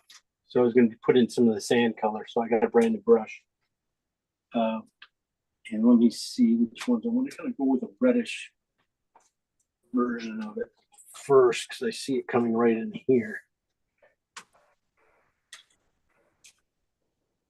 And while I'm going with the synthetic, I kind of want this kind of very hard edge to my brush strokes here. Thinking about that.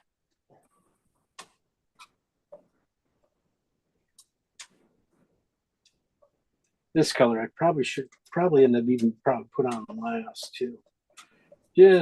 But it will work. I'll work this in just a little bit up here because I need to tone this color down a little bit.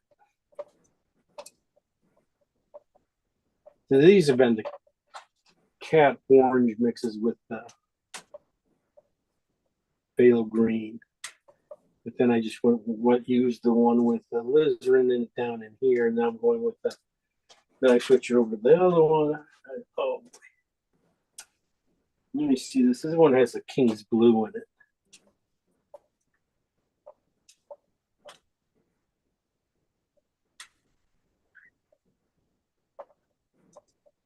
And you should not be able to see the difference.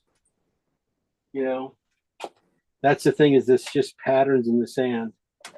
And that's how I'm looking for is breaks, what could be a brush stroke, what could be a nice brush stroke. Now, what fits in a square in my brush? Jim, what's the rule about what goes back? About? Yeah, what goes back? You were in Toronto too long. I know. Sorry about that. Yeah, thank you. About what comes forward and what goes back? Okay. Color wise, anything warm, usually yellows come first, then comes reds, and oranges, reds, going into greens, going into purples, going into blues.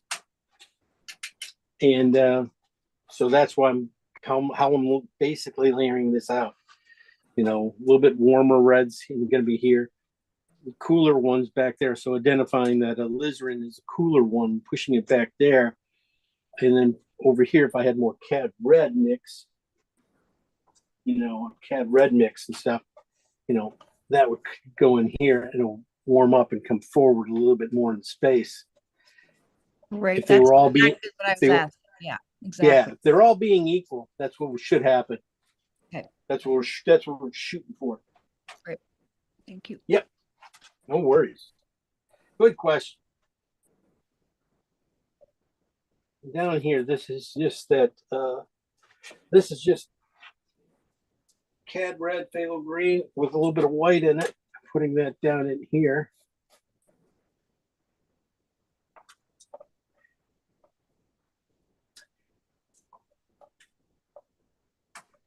Big kind of just, strokes like this, meaning to leave strokes too. I'm not trying to cover everything. I don't want anything blended. I want to leave, big patches just where you can really see strokes. But since we took care of the color so well, these strokes will be really subtle, but they'll be really nice. That one was just a little warm for back there. Should have been back in here. Yeah, right in here. I'm gonna warm this area up. Right in there. Oh, that's why I didn't use this color yet.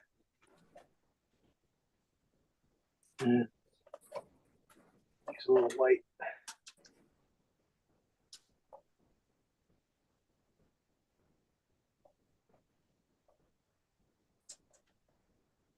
Let me try. I need just a little more cad red showing through here.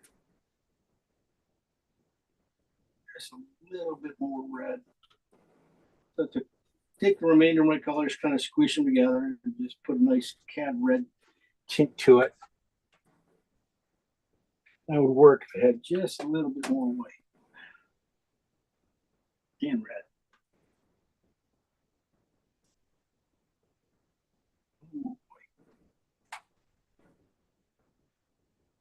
No more red. And there we go. Because I'm playing with the same colors, I'm just going over them. I'm gonna dip my brush, just get a little oil in my brush too. That way I can get a good strong line here, you know, going across here. You know, that's pretty close to what I need. God, if that was just a hair lighter would have. I'm sorry. This is just like it is the last kind of thing here before you go on to too much stuff, you know. So adding just a little bit of white to it. Oh, see, that's a nice stroke. Just really pops out there nicely.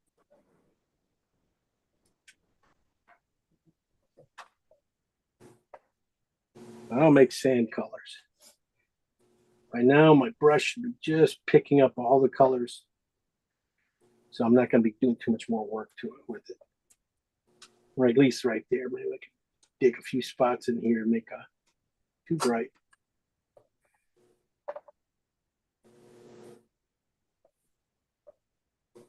There we go. All right. See, looks just like it, doesn't it? Heck yeah.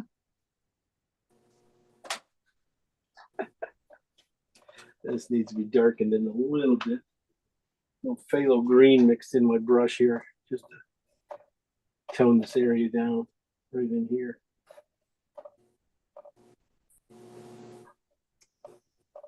There you go. All right. Wipe this out. Where are we today? Oh, 15, a little about 45 minutes ago yet. Not bad, not bad. Okay, big brush, back to my big brush. Now I'm going to go to a bristle brush.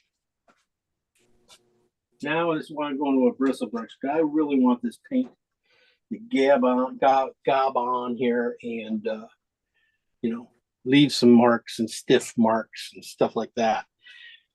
Yeah. So I'm going to a bristle. And I'm going to work right in here first. I'm not going to go with my brightest color yet. I'm going to go with like a down color, kind of just a kind of off white one. This one's just a little off white. Let's see what it does. Kind of do like almost like a warm up here when I put it in here and just twist my brush off and see value wise where I am at. That's too bright where I was going to be. Good stroke though, so I'm going to leave it. I'm just going to press lighter on these other areas. That was a good strong stroke, so maybe it'll work out.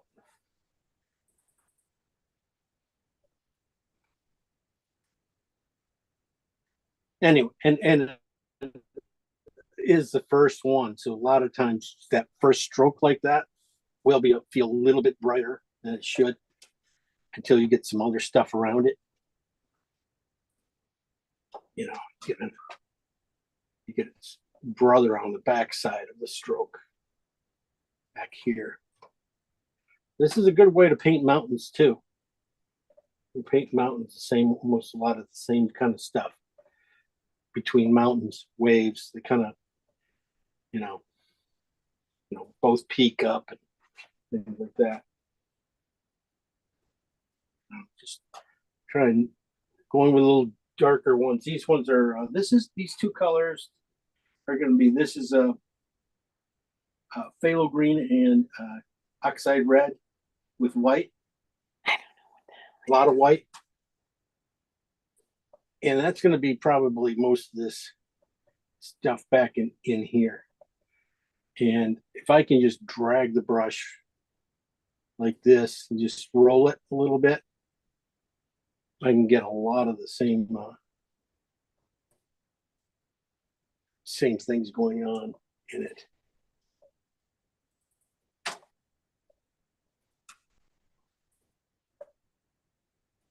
Without doing too much work. Okay. And it'll start to come pretty quickly here.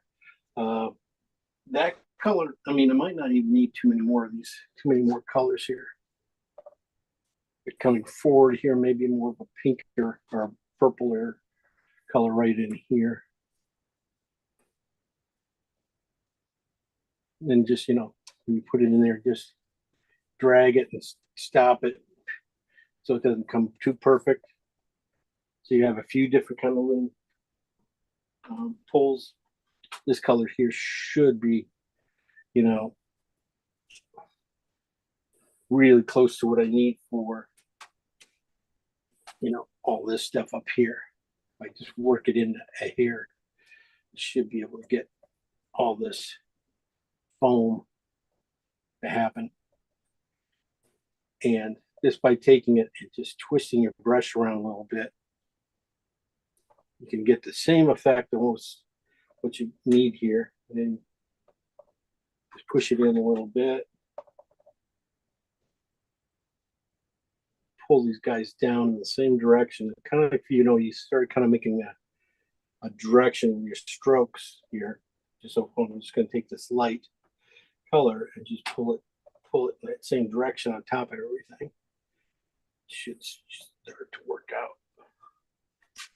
I'll just finish it up over here. So the beach sand is almost done already. 5 minutes, right? Go with a little bit bluer, greener color back in here. Ooh. Too aggressive, too aggressive.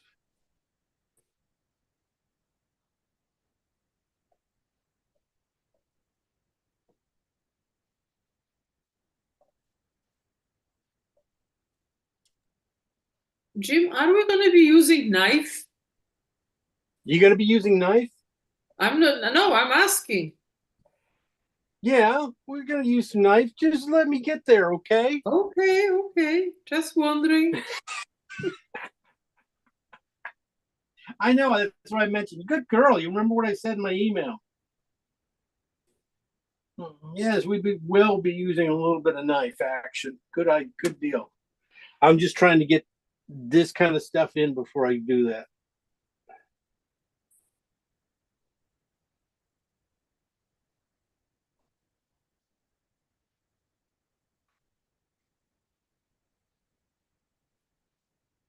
A little more color.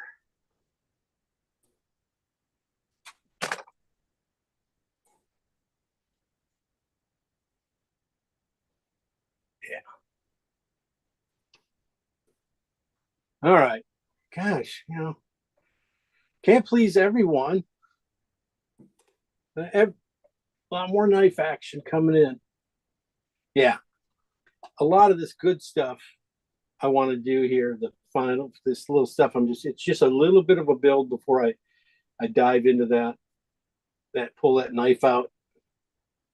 I just want to make sure I got some color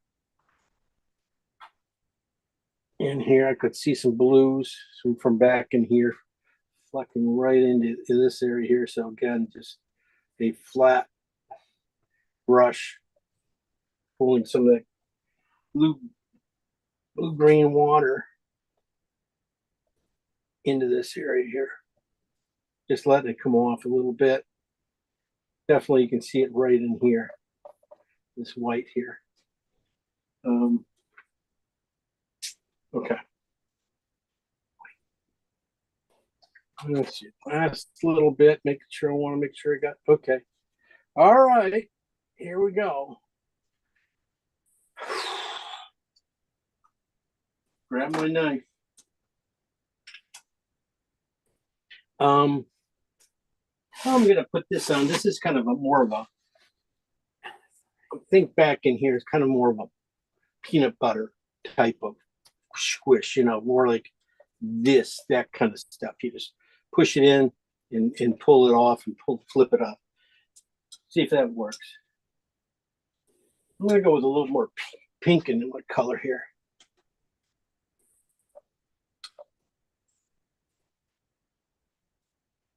See how that pink kind of, you start to lose the color.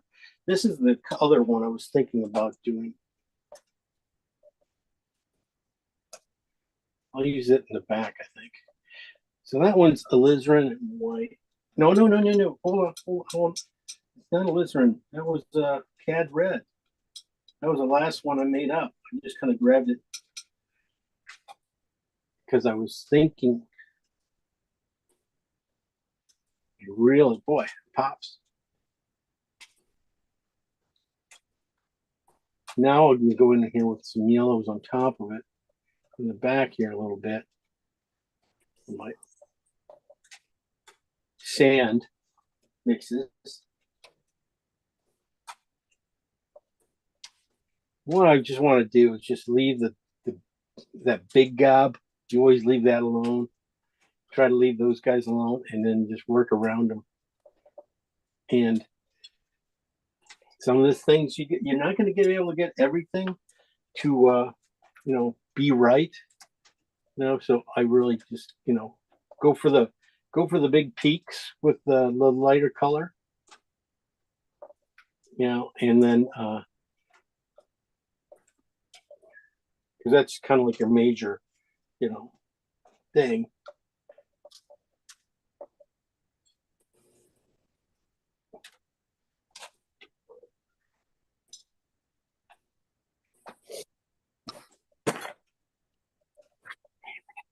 And I'm just going to run it flat a few times. Okay. Let me try that a little bit too.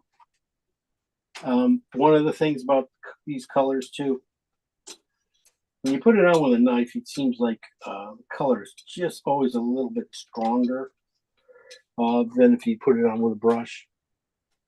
So even though I'm using the same color, it's not mixing, it doesn't mix the same. So when you put it on like this and you draw it down here and like this, you draw it once, you're fine. You draw it again, it softens it. You draw it again, third time, you kind of you'll create mud. So I'm laying it pretty much flat on my knife and laying my knife flat down on top here and just kind of dragging it, kind of like I do with the brush. You don't overwork it. You can always smooth this stuff out with a knife or with a brush, just a soft little blend to get, you should be able to get everything. So this is going back. I mixed this color up a little bit stronger too. This was a phthalo green and blue mix. What we used back in here with white, and that's where I'm putting in here a little bit. And I'll just run a few more little strands of color in here. Just trying to get, some color to read.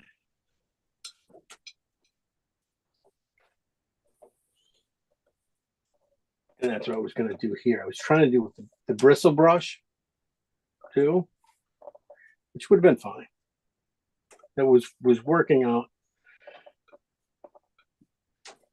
This can put on that wave a lot quicker. Okay, that pink. Now that you start, you play with it a little bit, you live with it.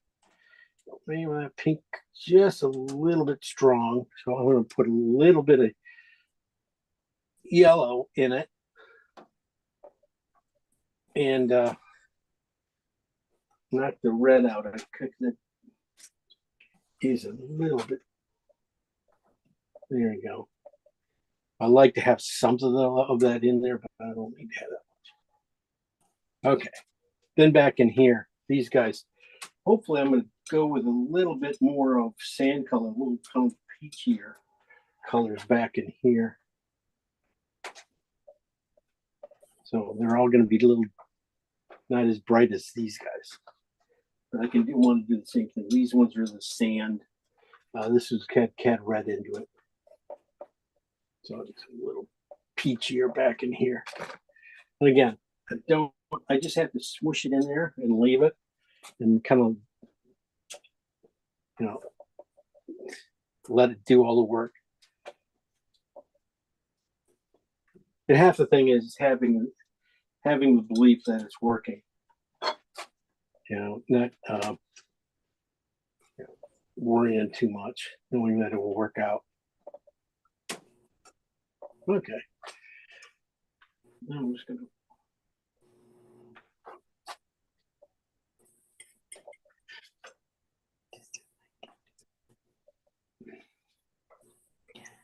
Okay, I'm going to go to a little bit more sand color white, and just kind of run a line through here, these lines. So I'm just putting it on the edge of my knife and drawing it through. So just rolling it out, just roll it on this edge of the knife there, so you can just barely see it. So just a little bit of a line, and then you just skate it across here.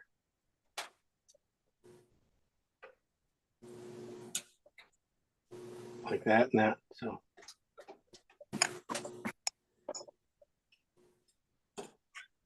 then I'm going to just switch off with a little cooler pink one for back in here. And these ones, anything back in here, I'll probably touch with the brush just to soften the line a little bit. I could do that blue-green too. Green now. Great thing about a knife is you could just grab it and wipe it off clean, perfectly clean, really quickly, right? So that's why I have few students have gone to knife to paint because they're lazy about cleaning up. They don't have that many brushes. They only have a knife to wipe off. But anyway. So that's what I do, is just go back in, just get a few more things back in here. Now that this is starting to take, look at that, now I start to put in these greens back in here. You put them in with a knife, Eva, just the same way, just a little bit of this, just catching it, drawing it out a little bit, just looking for the big kind of marks and starting there, and then just drawing the paint out a little bit. I would also be doing probably you could probably lighten this up a little bit, maybe King's Blue in this cup, maybe even just King's Blue might work best. Let me see, I've done this before a few times too, just laying my knife perfectly flat, with paint on it all the way across it, and just dropping it in flat and then dragging it off, and you get this effect. And you push it out a little bit and you get that sort of same bristle type dry brush effect. It just, as you can see, it's probably very glary, but it just that's just the amount of paint it leaves off and takes off. So, interesting. Okay, back to our final little things here. Lightening up this colors.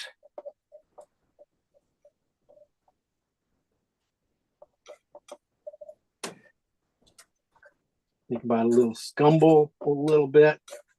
Scumble is going against the grain a little bit. Moving around, mixing quickly. And so you don't get a perfect mix. You just get a You kind of leaving one color over the other with just a quick little swoosh like that. Just like that, a little swoosh. Okay. Let me put in a few of these.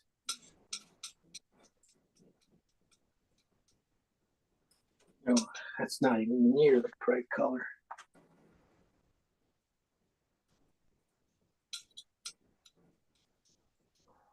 Too dark. Thinking about these guys down in here. Sometimes you can just touch them in.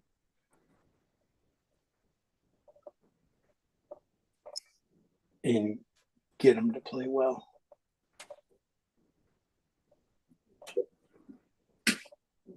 And it's just got to be a little bit of playing back and forth on this, but that's pretty much how you do it. So you got one good swoosh here.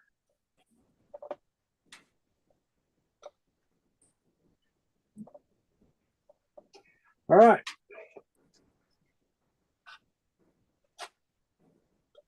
All right, the tough part, getting the gulls in.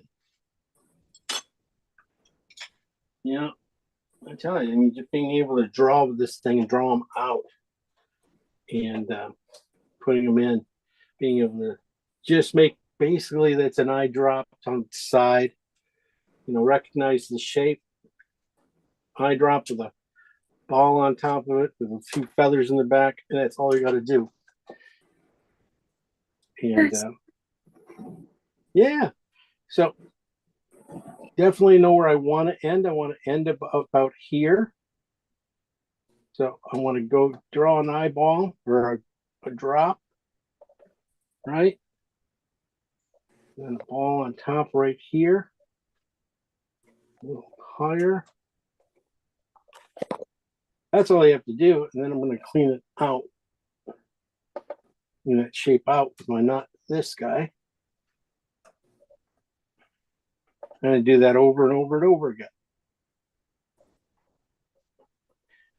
But this, I think these two guys right here and here are the tough ones to get.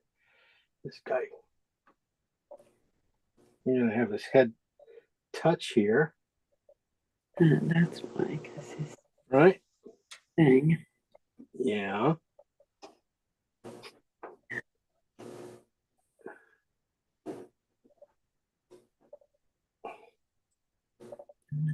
And just erase. I definitely don't have to do quite this much, but this just makes some of the colors go in a little cleaner. You know, this guy I'm going to stagger over a little bit more, so he's not directly above him too much. So when he comes up, he's over here to the side a little bit more.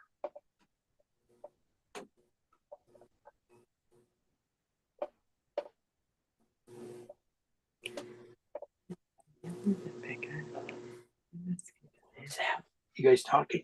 Who's talking there? Somebody's talking in my ear, that's all. The last guy I'm going to push back right to there. He just gets really his neck and his body goes right in there. And you got these two guys. This guy's on covering up both. This is a good one to have right in here.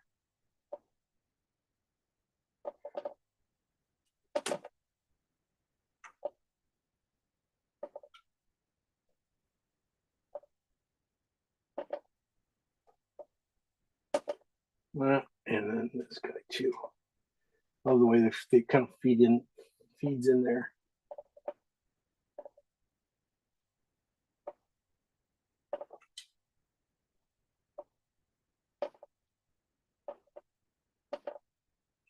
Up. Neck. And then this guy over here, I'm gonna make sure he's not too close to the edge too.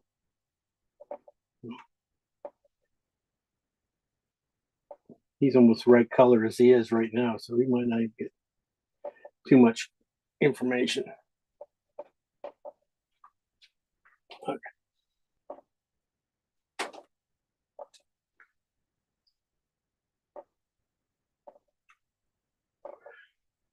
Ta-da! All right. Let's paint these guys in really quickly. We don't have much time, no goofing around. I'm just going to go to my synthetic, kind of a medium size here. This stuff, I'm going to go with some grays here, green grays. Look for up here. Definitely some of my grays are fun ones about this value are going to be in the phthalo green and red sections. You know, let's try this back here. This is alizarin and phthalo green. Now go underneath it a little bit, underneath the wing with a little more red. That would be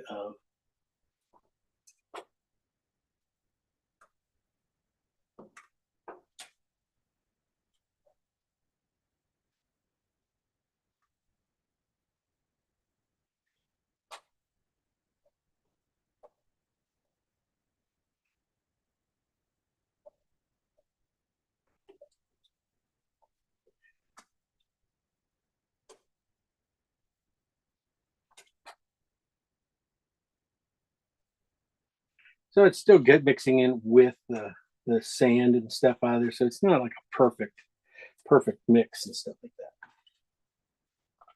But I want to get a little more reddish sand in its belly here. And then I'm going to come over the top with a big old stroke. Warm yellow. So I'm not going to go pure yellow, but I'm going to go with a more of a, this is a cat orange and probably a little phthalo green and white. I just want to get this big stroke right here in the chest. I want to start off really clean, and then when I come down here, I relieve the pressure right here at the bottom of it and let it blend out. And then all I got to do is come back around it with a few other colors.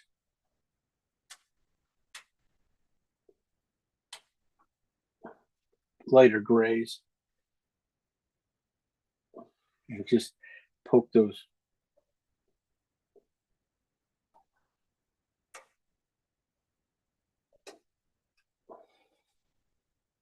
Poke those feathers out. And soften this front edge a little bit more.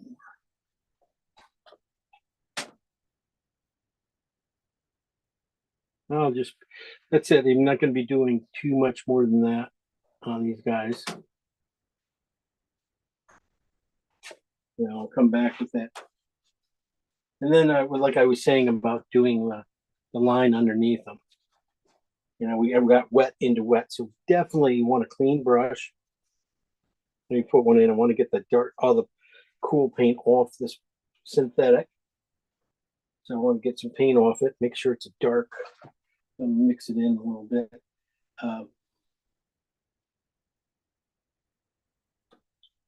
That is the oxide red and green.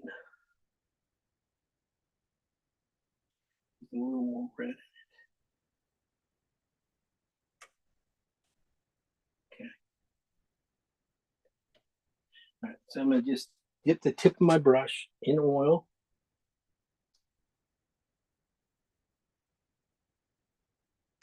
Not much, but that was way too much.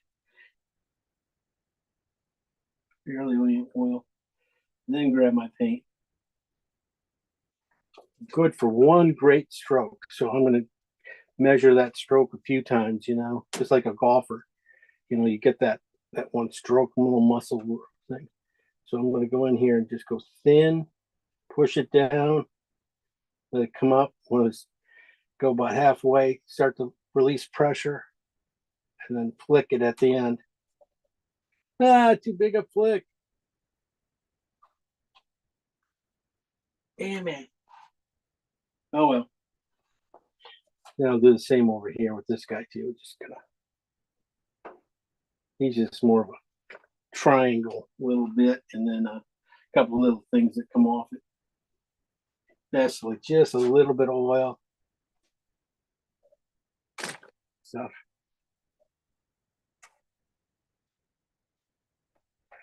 Get that guy while I'm here. We got that same color. Really thin. Push it a little bit. Thicken it up. Get it into the wave and stop. Switch to a lighter. Switch to a blue purple. Then we can get some blue in. And just do the head. Same with these guys back in here. Just a little blue purple or blue green. Sorry, blue green value here. There, and this guy here. Just a swoosh there. This guy doesn't get much of anything. I'm going to give him a swoosh though. Not too much. These guys are kind of eat. Don't want these guys too close together. That guy only gets that much. So that's what I'll be doing the rest of the class here, just putting in these guys. Just, you know, I'm going to go through and just put in the gray wing, anything like that, you know, going back.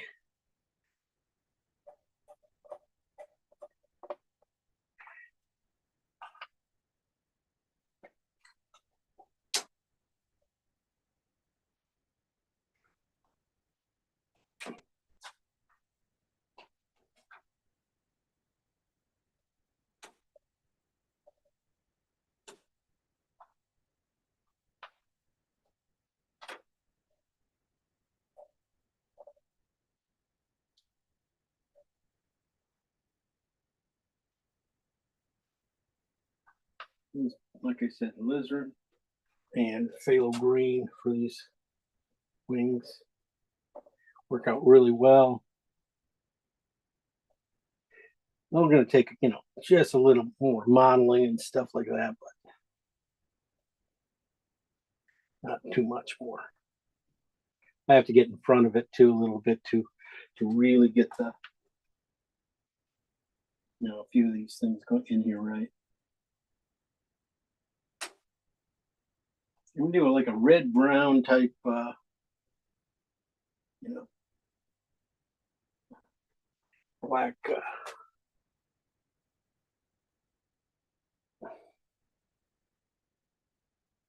Black tips to these guys, kind of brown tips.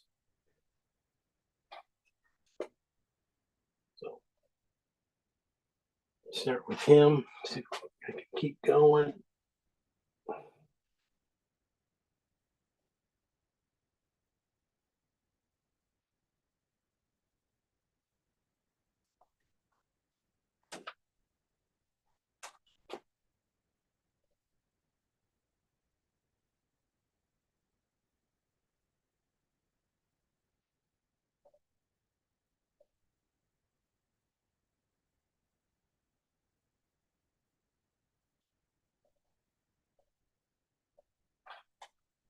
I think that's about it.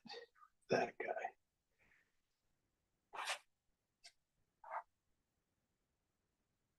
This poor guy back here just gets a little bit of graininess just to make him separate from the back. There you go.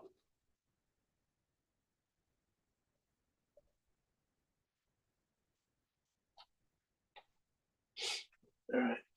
Might switch to a little bit smaller brush where I can put in these guys quicker, a little quicker. But that's, you know,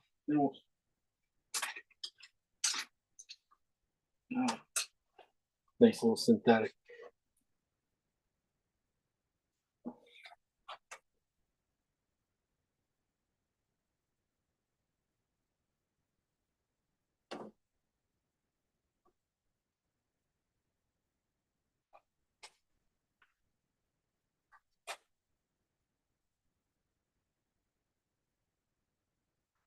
Now I always gonna go back into these guys at the end too.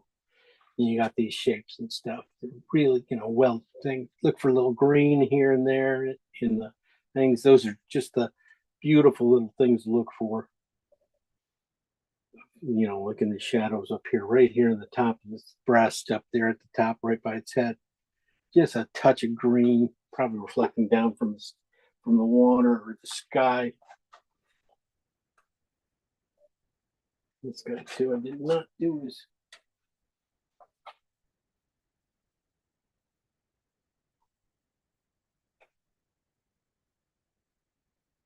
So just doing these guys are great because you don't have to spend too much time. What time we got? All right, give it another couple minutes. How are you guys doing? Everybody done? You guys are all faster than me, right? We're all done. You've been done for a while. Okay. Sometimes you can just see where it goes in a little cool, just putting a little that red into it. Just graze it out enough to fit in here. I'm just going to put in the whites with one stroke each. Let's see how far I can go. Again, these are not like pure white. These are off white, kind of yellowish white. Just a little bit of oil in my brush so I can get it to go over. Grab my paint. Start at the head, just squish it in here, unthin it, get it in here, twist it again. Oop, too much. Ran on me. So you can get that whole head in there. Same here. Start down here on the back. Get his front. Turn it. Twist it off. Came close to that one. I mean, not really close. I mean, now I just have to go back in. Put some color on his head. This is all right. A little brighter. I'm going to go a little brighter. So I'm taking a little bit of the water back there and stuff and putting it in this guy's breast. Start it thin, open it up, and then twist it off. Come back and just get the tip of its head.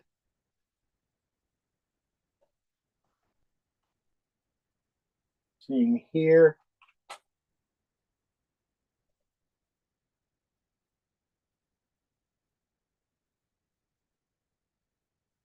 Just twist it off.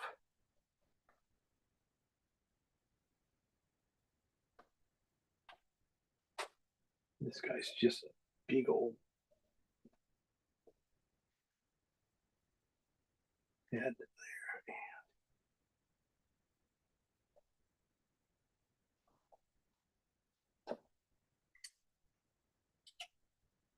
That's the last guy back there.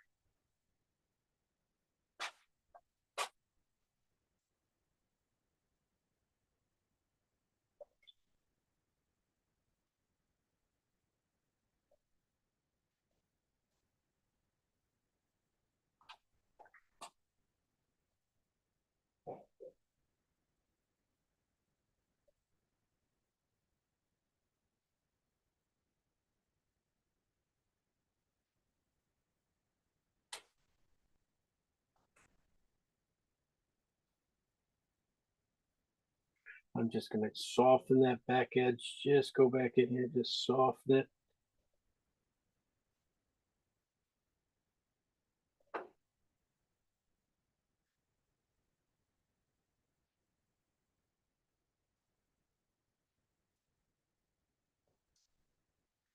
And same with pretty much everything. Just going to be going through here and just dragging my brush, just laying my flat brush over here and just pulling the paint together a little bit, kind of mushing some edges right together.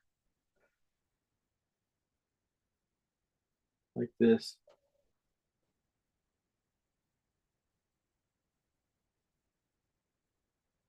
You see them in here too. You can just see a few of these guys. A lot of times, the good thing is, since you did put it in with a knife and things like that, a lot of this kind of extra paint is laying on top here. And so when you do this, it kind of becomes real natural what it does. You don't have to do too much more. The last thing is probably going back in and probably hitting this,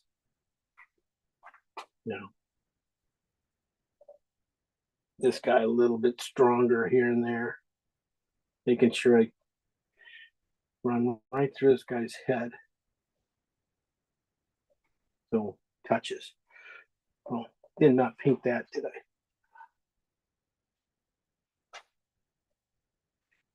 That's way too bright.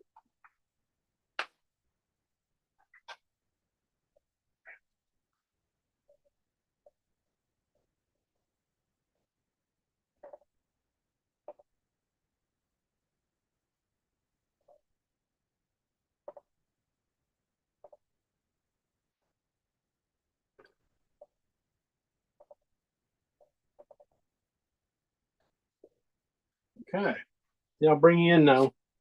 This has a lot of work, a little bit to do here. Definitely gotta, since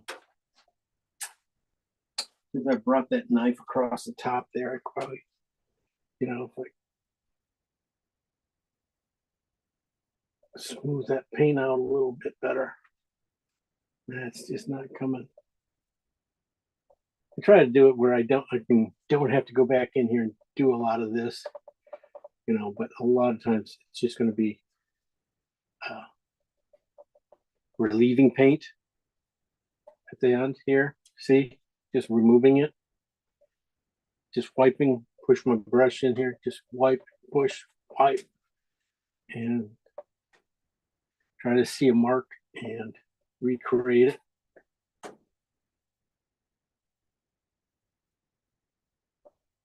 Keep one little area here. I want busy right in here, all this right into here. I want a nice little push down of power. Just kind of just move some of this paint around. Move some, and that'll be it. Oh, I guess, and if you want to put in legs too.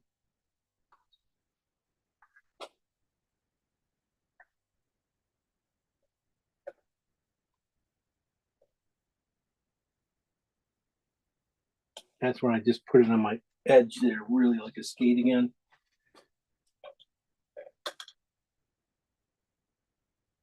Just rub it, push it in a little bit, and you can get that mark. And then you put air in. You're done. So I'll bring it in close. These guys need a lot of work, eyeballs, beaks type things. But the basic guts of them are in there. Color, she needs to change a little bit more, but I want to leave the strokiness. So here it comes. In here like that. You can see it, how I tried to get these guys as like one nice swooping stroke for the light. No, you guys aren't even here today. Everybody left. Back in there, you can see a little bit of what's going to go on. But a little more palette knife work.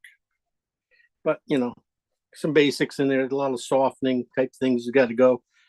I got you guys all on mute. So if you guys want to unmute and we can talk. Unmute, show your work. There we go. Eva's right up there. Eva's one that you should go. Okay, let's see what Eva has. Then we'll go to Shar. Hi, Eva.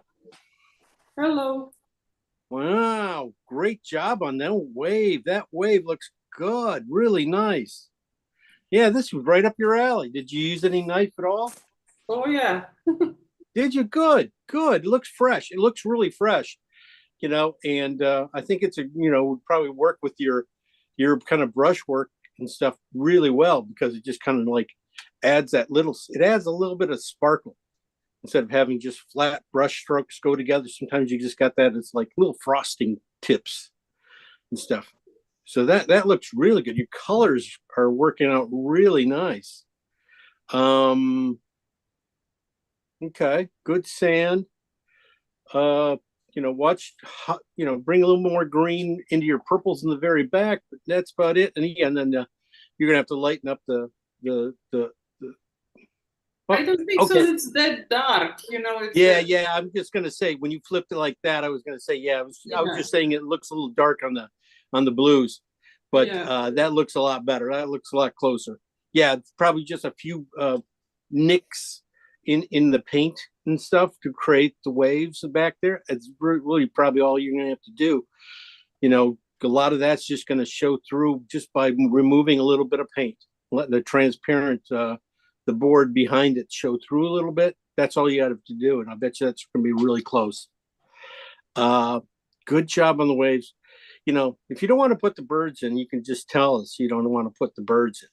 I was afraid to even start right now. Me too. I think Me too. that will require concentration. Yep.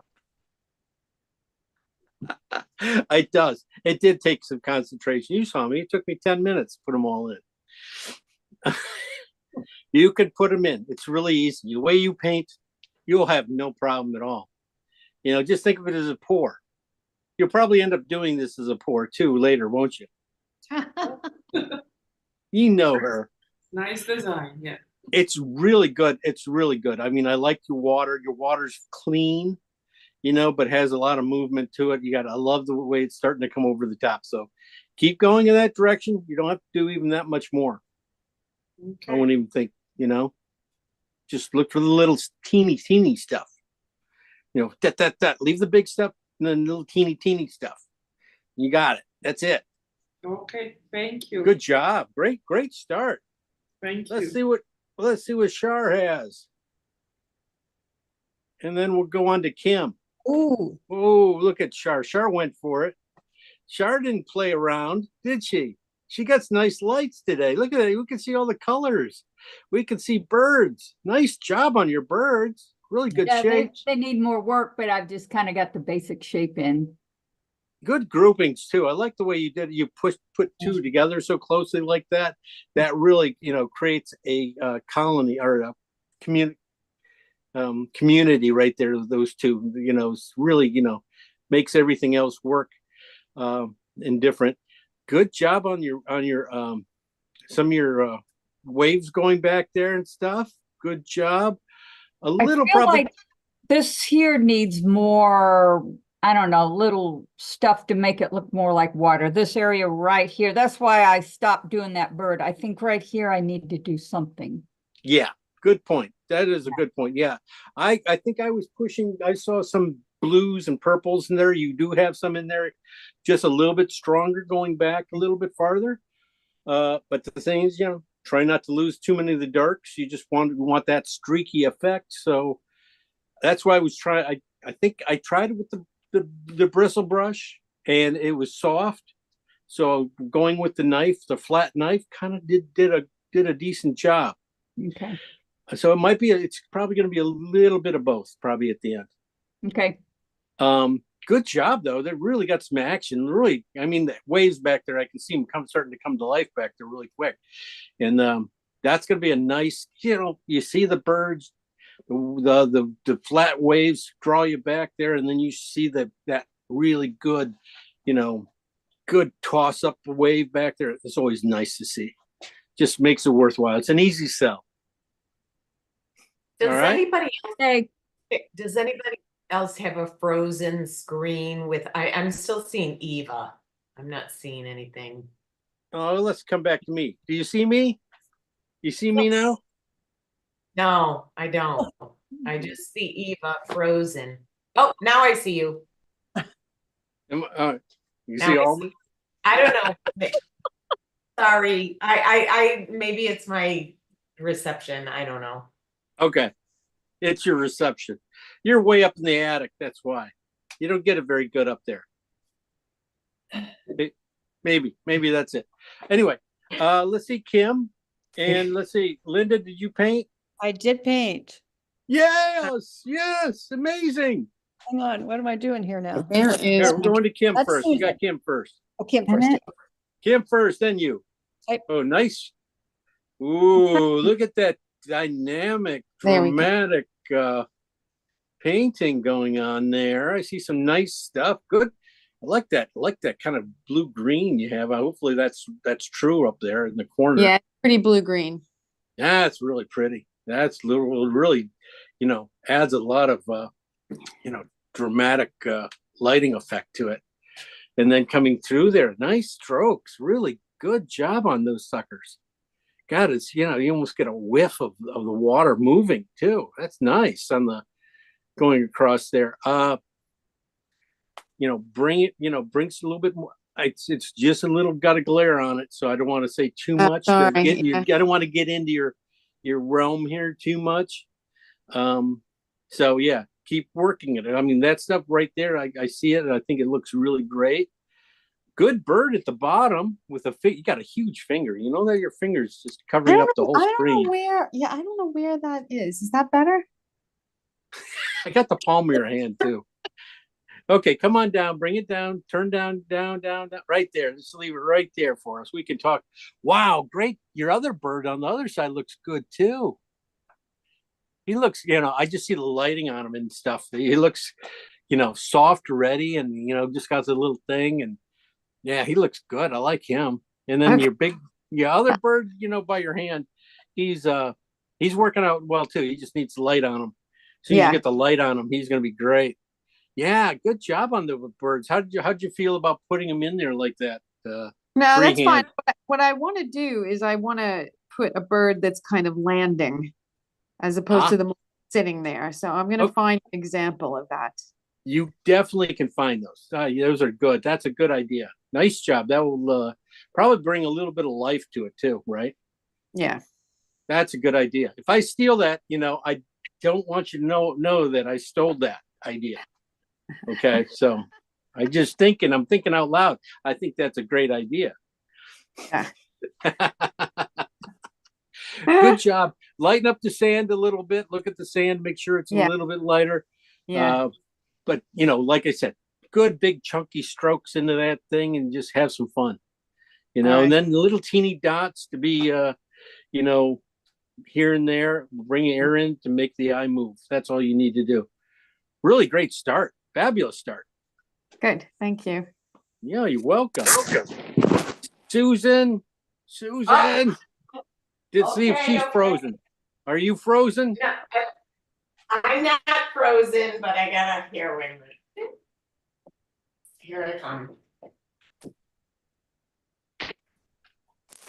Oh. Can you? I can sort of see it. There we go.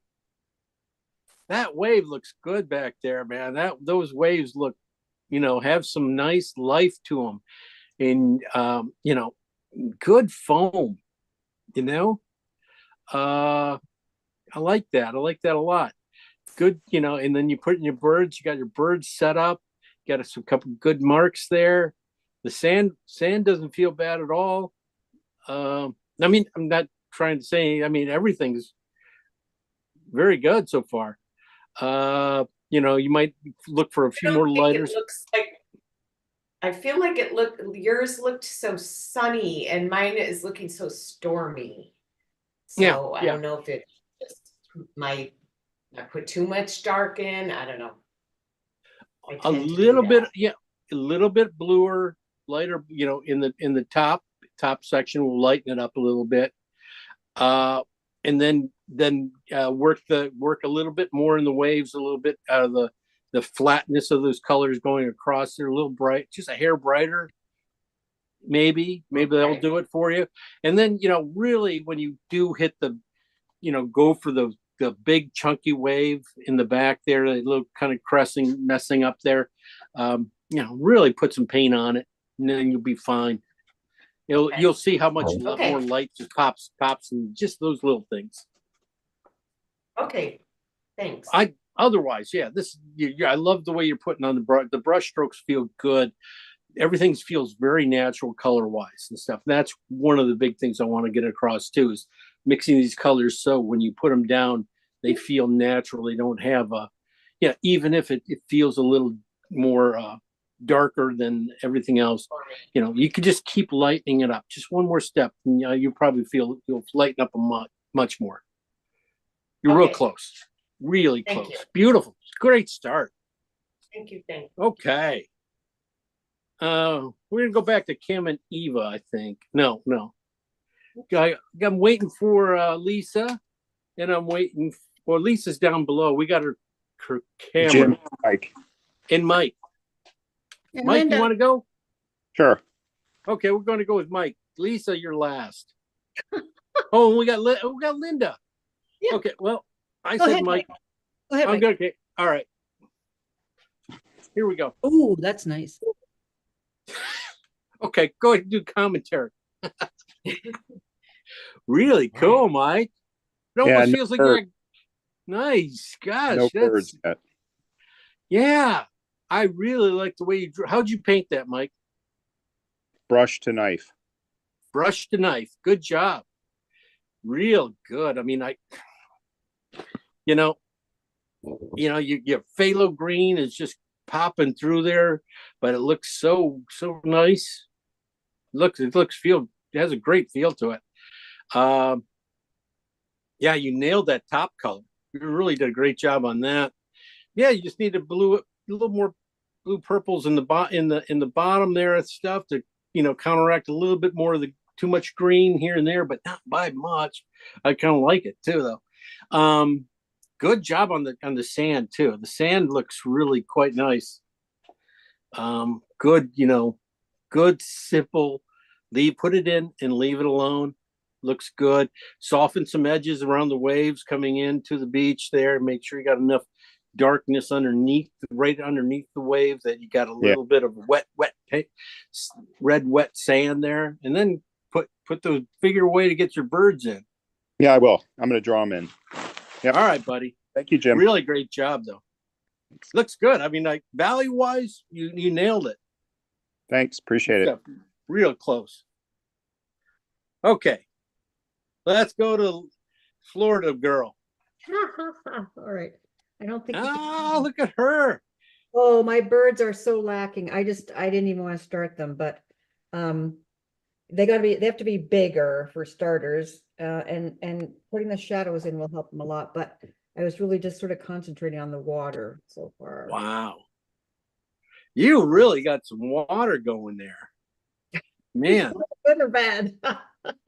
No, you went. I love the crashings and the that's the half the thing about water is that if you put it in and leave it and you don't play with it too much, it just becomes something. And yeah, this looks more like it's hitting a coast and really moving and stuff. Beautiful green, green, emerald green water and clean. It's fresh. And then going back into the blue really takes you back out there. Man, there's it's really cool. I like it. And birds have to be about twice the size, don't they? Or they look like they're out of place. Yeah. I mean, I would. It's the thing is you do put a lot more birds in, or double the size of them. They're easy enough to put in. I double the size of them. And what about the color of the sand? Doesn't seem quite right to me. Maybe. It is a little bit cool. You probably need a little bit more orange into the mix and stuff, and cad reds and stuff into that, and it'll probably help out. But really not bad. I mean, value wise, if that was up a little bit darker, value all the way through that sand would be fine. Okay. It probably hold itself a little bit more against the water. The water's like, wow, that's a pretty cool water. That looks like, is that what Florida water looks like? I'm on a little tiny retention pond, so it doesn't look at all like that. Oh, okay. I can imagine. You got alligators in that retention pond? Yep. Ooh. Oh yeah, just a little guy though. He's just a little guy. Yeah. Oh yeah, he'll always be little. Yeah. When they get to 5 feet, they rehome them, as they say. Yeah. that has some really good things. That really moves nicely. I don't, nice job. I love it.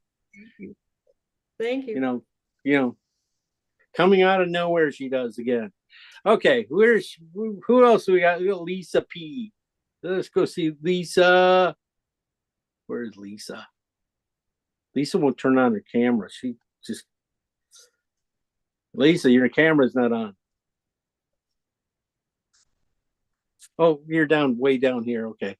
She has 2 cameras. This is Lisa. She's so special. Lisa has to have 2 cameras. No mic on this one. Or does she have a mic? She went square on us. And she went, nice. Birds look great already. Boy, those are really good looking birds already. Solidly painted. Good sand color. Really rich there. This would kind of figure this would be right up your stroke with those strokes you do. Your little teeny strokes over the big draw of the waves there. God, you should have this one. This should be great. You shouldn't mess this one up at all. And then going back to the water, good color on the water, just a little bit more work on the waves back there a little bit. They're a little soft. They need to be more angular. They just kind of a little more too much like clouds. They got to be really, so just a little more sharper points to them a little bit. But then you got to soften down the points, of course. But you got a few of them in there really well. So I'm sure that's where she's going with it.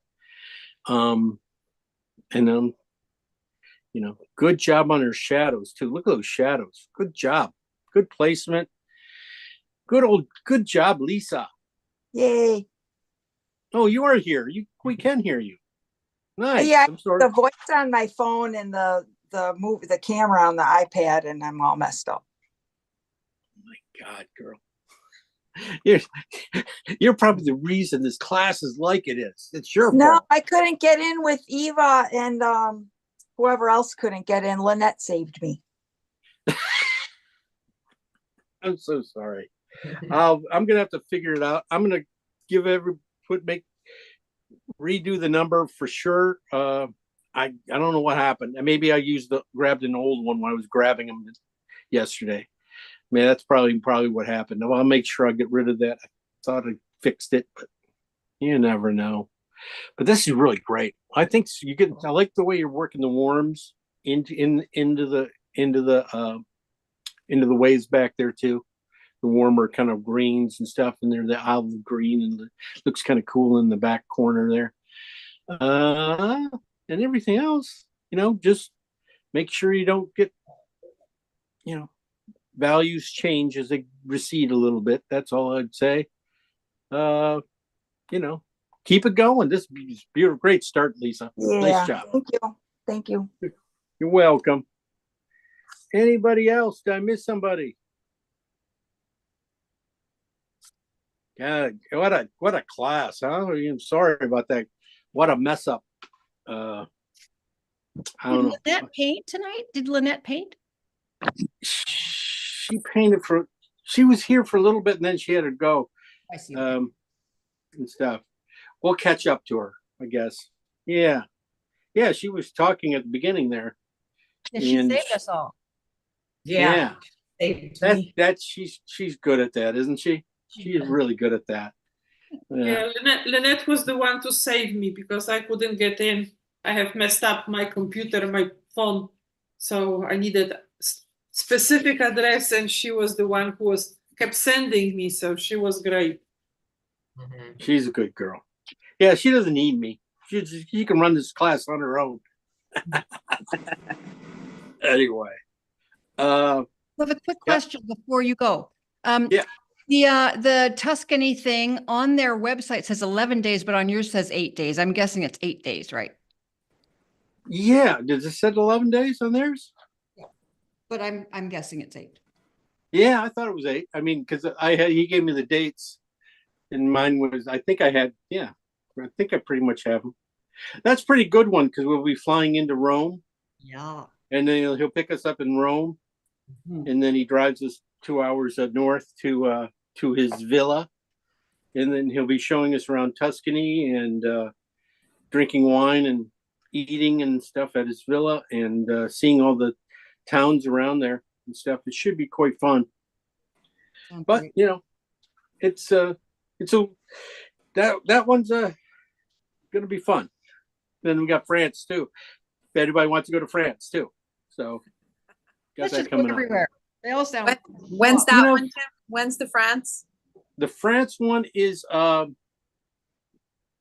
July, end of July.